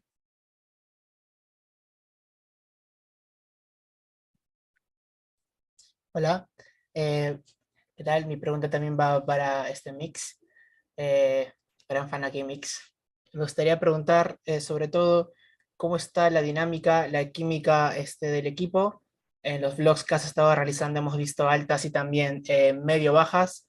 ¿Crees que llegan preparados para este torneo? ¿Crees que están en la misma página todos? ¿Cómo ves al equipo en ese sentido? Bueno, nos gusta compartir en los blogs lo que pasa dentro del equipo hasta cierto punto. Creo que el contenido que suelen hacer los equipos suele estar muy maquillado y no se ve realmente cómo trabaja un equipo desde dentro. Hemos intentado ser más transparentes y habéis visto algo que probablemente pase en otros equipos también, pero que no lo veis nunca. Y creo que llegamos mejor que antes, como he dicho. Tenemos jugadores con mucha personalidad. Entonces, a veces pasan estas cosas porque todo el mundo quiere ganar y es muy competitivo. Y yo lo veo algo normal. Llevo mucho tiempo jugando y no hace falta tampoco ser perfecto como para ganar un torneo. Gracias, padre. Gracias. Thank you. We'll go next to Alan from China. Yeah, it's also the question that goes to Mixwell. Hi, Mixwell. Hello. Hello. So you are in Team Heretics now, but you have I think three teammates that is former G2. That if it includes you, there are four former G2 person. Yeah. So what is the major difference that between this team and your former team, which is G2? Yeah. I feel like the pressure is less than in G2. G2 as an organization is always searching to be at the top in the present time. They always want to be the best at any moment. So there's not much time for failure. There's, I would say, double the pressure that we have now. And in Heretics, it's a long-term plan with the same mindset, winning, but not in the short term. That's the main difference. Okay, thank you. Thank you. Let's go to George. George, how are you doing today? I'm doing great. I'm chilling. I have a question for Ethan. I have two questions actually. The second one will be pretty short, so I won't take up too much of your time. The first one will be: do we know which 5 players are going to be starting for Evil Geniuses? And the second question was from me and BCJ. Actually, we both wanted to know who is your favorite player on the team. Yeah, for the first question, it's me, Com, BCJ, Giacomo, and Bustio. And for the second question, my favorite on that team, honestly, I get along with everybody pretty well. Everyone kind of clicks. Thank you. Let's go to Eddie Adion from VLR. Thank you. This question is for Cruz. I have 2 questions. None of it hopefully is too long. First question is, Donlon have participated in off-season events, especially the one in Korea, the Gwangju Esports series. Have the team learned anything from your experience then towards your adaptation in lock-in? And the second question is, with your original 6-man team, including Paripan, was there any plans for a sub role, or are all 6 players going to be seeing playing time for the regular season? So for the first question, from Gwangju, we had a lot of experience for the 2 new members, and it was really great to know their flaws and our flaws as a team. So we had to try to build on that and try to fix all that before this happens. So it's a good tournament to come before this, even with having Patty not being able to participate here. So I'd say it's good that we're gonna get them more time on stage and in a LAN event where there's stakes on it. For the second question, I lost you. Could you? Can you repeat it? Sorry, I'm sorry. So of course you have 6 players, of course, in Talon, including Patty, who is not present.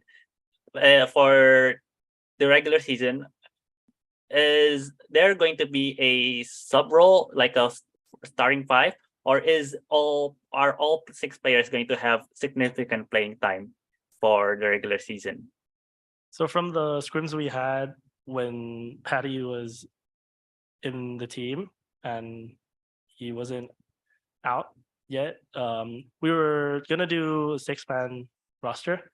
We didn't have a plan for dropping anyone out because I think everyone has their own usage in the team. They have very high potential to be one of the greatest players, but the unfortunate events of Patty doing surgery kind of like messed that up a bit.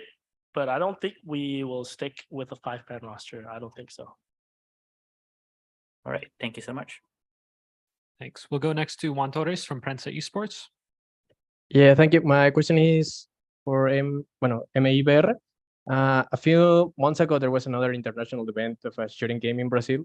One of the best scenes was Faria against Navi, and the people rocking Rio de Janeiro to support them at a level that even made me chills just watching it. So you will be in home again. Well, you will be in home as Faria was. So what you're expecting to the crowd cheering you in looking? I know that there are gonna be a lot of people here, mainly for the Brazilian games. I hope every match has a lot of crowd. But I think it's just gonna be really fun. It's gonna be like I know there are gonna be a lot of people cheering, crowding, and it's gonna be a lot of an event. So yeah, I'm really hyped for it. Thank you. And we'll go to VLR as our last remote question. 80? Oh, I'm terribly sorry. I forgot to lower my hand. Oh, it's okay. We'll now go to the in-house Brazilian media. Are there any questions? Yeah, go ahead.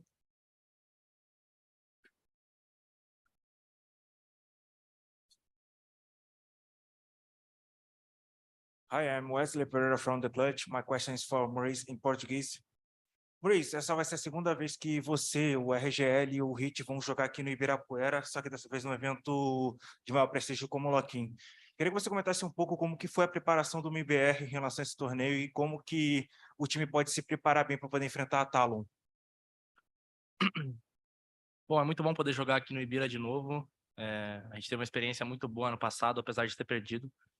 A nossa preparação vem bem pesada desde o finalzinho do ano passado, passando também pelo campeonato no Chile que a gente jogou, trouxe bastante experiência e, assim como o Cruz falou, ajudou bastante a gente a entender como a gente poderia ajudar melhor o JZZ e o RGL, que são players mais novos. Então a gente vem treinando bem pesado, melhoramos bastante coisas depois desse campeonato do Chile, conseguimos aprender bastante sobre a gente. E a preparação vem bastante focada no nosso jogo, no que a gente realmente pode fazer. A gente tem jogadores de nível muito bom e a gente está tentando ao máximo conseguir extrair isso. Hi, my name is Maria Eduarda. I'm from Gen.G, and my question is for Maurice. I'll do it in Portuguese. Maurice, você está no cenário de Valorant desde o começo, né? Você já esteve próximo de muitos altos e baixos de várias equipes e vários jogadores. E eu queria saber, na sua visão, agora que você faz parte da franquia, né? O que você acha que essa visibilidade brasileira no exterior pode auxiliar o cenário interno do Brasil? Bom, eu acredito que essa imersão do Latam com o NA vai trazer uma liga muito forte. A gente já tinha ótimos times aqui, como a Loud, como a Leviathan, nos treinos, Cru, a Fúria. Então, a gente já tinha ótimos treinos aqui, vão ter treinos melhores ainda lá fora. Então, principalmente com off-season, eu acredito que os times daqui do Brasil vão conseguir aprender com a gente quando a gente voltar. Então, é algo que vai trazer bastante mais experiência e essa possibilidade de conseguir ver mais coisas além do que aqueles simples 5, 6 times do top tier. Hi, I'm Eduardo from Base Rush, and I want to ask Maurice as well, and I will do in Portuguese. Okay. Maurice, minha pergunta é sobre o off-season. Se 3 meses foram o suficiente com só um campeonato, o Latam Gods, se foi o suficiente para já dar um entrosamento suficiente para o Lock-in, você acha que o time ainda não está 100%, mesmo com o trio já sendo da antiga equipe? Bom, com certeza o time ainda não está 100%, é muito pouco tempo para chegar nesse nível. Mas a gente conseguiu se entrosar bastante, a gente passou bastante tempo junto, tanto dentro quanto fora de jogo. A gente está já vivendo aqui em São Paulo, bem próximos um dos outros, todos os dias, já faz 2 meses. Então, eu acredito que para 2 meses de treino, o nível de entrosamento está realmente bem alto, a gente está se entendendo muito bem, está se divertindo juntos, está conseguindo criar aquela harmonia. Então, eu acredito que a gente consegue mandar bem nesse campeonato sim já, mas está longe do 100%, tem muito que treinar ainda, principalmente dentro do servidor. A gente vai aprendendo muito com o Bazooka e o ano vai ser longo pra gente, sim.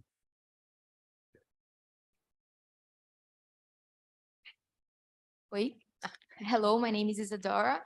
I'm from TechTudo, and now I speak Portuguese. Eu queria entender um pouco como que tá a expectativa de vocês para jogar lá fora, assim? Quais são os impactos, assim, em relação à carreira? O que você acha que pode mudar, assim? O que pode acrescentar no pessoalmente para sua carreira, mas também para o cenário, assim, para expectativa de profissão do cenário, de poder jogar lá fora e com essa possibilidade, assim? Bom, eu acho que começando já pela parte do cenário e de visibilidade, vai ser muito incrível o pessoal poder assistir a gente jogando lá fora. Eu tenho certeza que isso vai trazer muita mídia aqui pro cenário brasileiro. O pessoal vai querer estar acompanhando, acompanhando também a nossa rotina, nossa mudança de vida lá fora, que eu sei que vai ser uma coisa um pouco difícil de acostumar. E em questão de nível, eu falaria que essa liga lá de fora da Américas terão ótimos times. Vai ser realmente 10 times muito competitivos.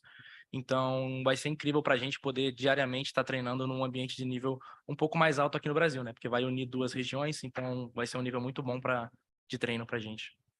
Obrigada. Obrigado. Hi, David from Popline here. I just have a quick question for you guys, for you all, if you want to. You guys are all top players, inspiring a lot of people to play Valorant, to aspire to become a pro player and stay where you are right now. But do you guys still have some other player that you look up to that inspire you? You can, for everyone. I can start with a really quick answer. For me, it's Fallen. I look up to him very much. I'm an IGL as well, so I tend to watch a lot of his videos, always fundamentals as well from CS. So he's an inspiration for me, and yeah, I think for many players in Brazil. Thank you. Would anyone else like to answer the players that you look up to, think positively of? I'll go. To be honest, I look up at a lot of different players. I think that's one way to bring myself up there as well. And for example, I have Stacks. He's been my idol, I'd say, ever since I started playing the game. And as time goes on, like all these players coming up, Marv, all those guys, they all impress me, and I think they are one of the best, if not the best. And I think it's nothing to be ashamed of if I have good players as my idol. So I just get a bit of this and that just to add to myself. Yeah. Thank you. I believe that was the final question from the in-house media, and this will conclude the final press conference of the day. Thank you so much for participating, and we will all see you guys back tomorrow night.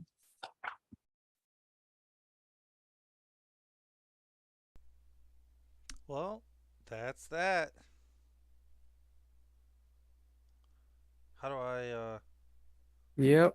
How do I leave this Zoom call? It's been a while. Leave room, It's bro. been a while. Sorry, my laptop's in the way. All right, there we go. Leave. Boom. All right. Well, not bad. Not bad. Could have been better though. I mean, as far as answers go. yeah, I mean, we've all been kind of out of practice, I think. Yeah, true. It's been since what? Bro, I'm already exhausted. I need to start waking up later or start taking naps, man. It's been what? Since September, since we had Yeah. Yeah, I got kind of main VCT press conference. I think the big things to take away from the entire thing are, the whole optic core going in NRG, but now with Artis instead of Ye, how Ye's going to do on Cloud9, what might happen if they meet, everything said about China coming to Valorant, potentially becoming their own international league just because of how big they are. Yep. A lot of I like Leo. I think Leo is an he's great. incredible Yeah, for personality, sure. an incredible mind to have at the helm of Valorant Esports. For sure. And the answers he give, it's like let's do a lecture that I give a shit about. Like it's amazing. It's amazing. I love it. I love hearing him talk. I love hearing him answer the questions that we have, being open and vocal about just where the esports headed, where it is now, and what he expects. So I'm sure you probably want to go to bed. Yeah, I'm getting tired, man. But I need to get into the swing of things because this is gonna be every day for me. Yeah, so it's a good practice, good practice. Well, So there's a handful, like there's a lot more like days off than I thought there would be. So I'm true. excited. The first one is on Thursday, which is Thursday. Is it this Thursday? There's a dark day. Yeah, there's a dark day on Thursday. Sheesh. And then And next then Monday, there's Tuesday? on Tuesday, and then we're going all out until next Monday and Tuesday. And then Yeah. it continues. And Yeah. then, I'm glad it ends on a Saturday though, instead of a True. Sunday. It ends one day after my birthday, so I'll take it. Congrats on having VCT through your birthday. That's I hope I score I'm- some I'm- awesome interview. I am Actually, excited. no, it's not gonna happen. I am excited that it ends on a Saturday instead of a Sunday. For whatever reason, True. It's Championship Sunday in Esports, but it's like, man, it's Yeah, been a but long then you gotta go to weekend work at on that point. Monday. Yeah. Exactly. I'd rather have the Sunday off and just go down with it. Well, it was Yeah. nice, to hear from the players again, to hear, For sure. to see them, Yeah. to see their excitement. Tomorrow's gonna be fun. We got some really good games to kick it off. So only two For because sure. if whoever's watching, if you didn't know, some of the Loud players aren't feeling well, and they switched Loud versus Gen.G to Wednesday, the 15th instead of 13th. But I don't think the bracket's changing at all because of that. No. They No. didn't It's say just anything, yeah, it's just a they day just moved the match, So they'll but still doesn't change anything else. play. They'll still end up playing whoever wins from FPX and whoever they're playing. Yep, sounds about right. So, and that'll still happen 2 days after. So they don't get the break that they would have. But hopefully they're all feeling better. I'm ready to see the Brazilian team show up in the home turf. So. Yeah, for sure. Well, it was nice having you. Oh, was this it? late. Yeah, this is actually really fun. This is the first time we've done anything like this. We should have done this way ages ago. But Man. I agree. This was really fun. You see his Twitter. His name is. This question's for Boaster.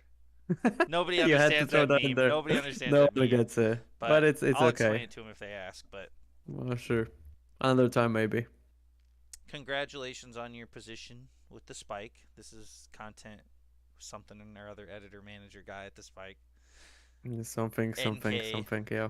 NK name. Yeah, that's right. Rosinki. Rosinki Blinky. And I'm Brandon, Mothman at Mothman More Above. Give us a follow. Give us some love. Thank you for tuning in. He's going to go to bed. I'm going to go watch some football and eat some tacos. Lock in is tomorrow. Thanks for having me, man. Get excited. I can't. I'm tired. All right. See you, everybody. Again, thank you for Thanks. stopping Thanks by. a We've lot. been here for almost 4 hours. I can't believe it's been that long. It went by quick, though. It did. All right. Good night. See you guys tomorrow for Locked In. Or no, Lock In. No ED. It's just Locked In. Locked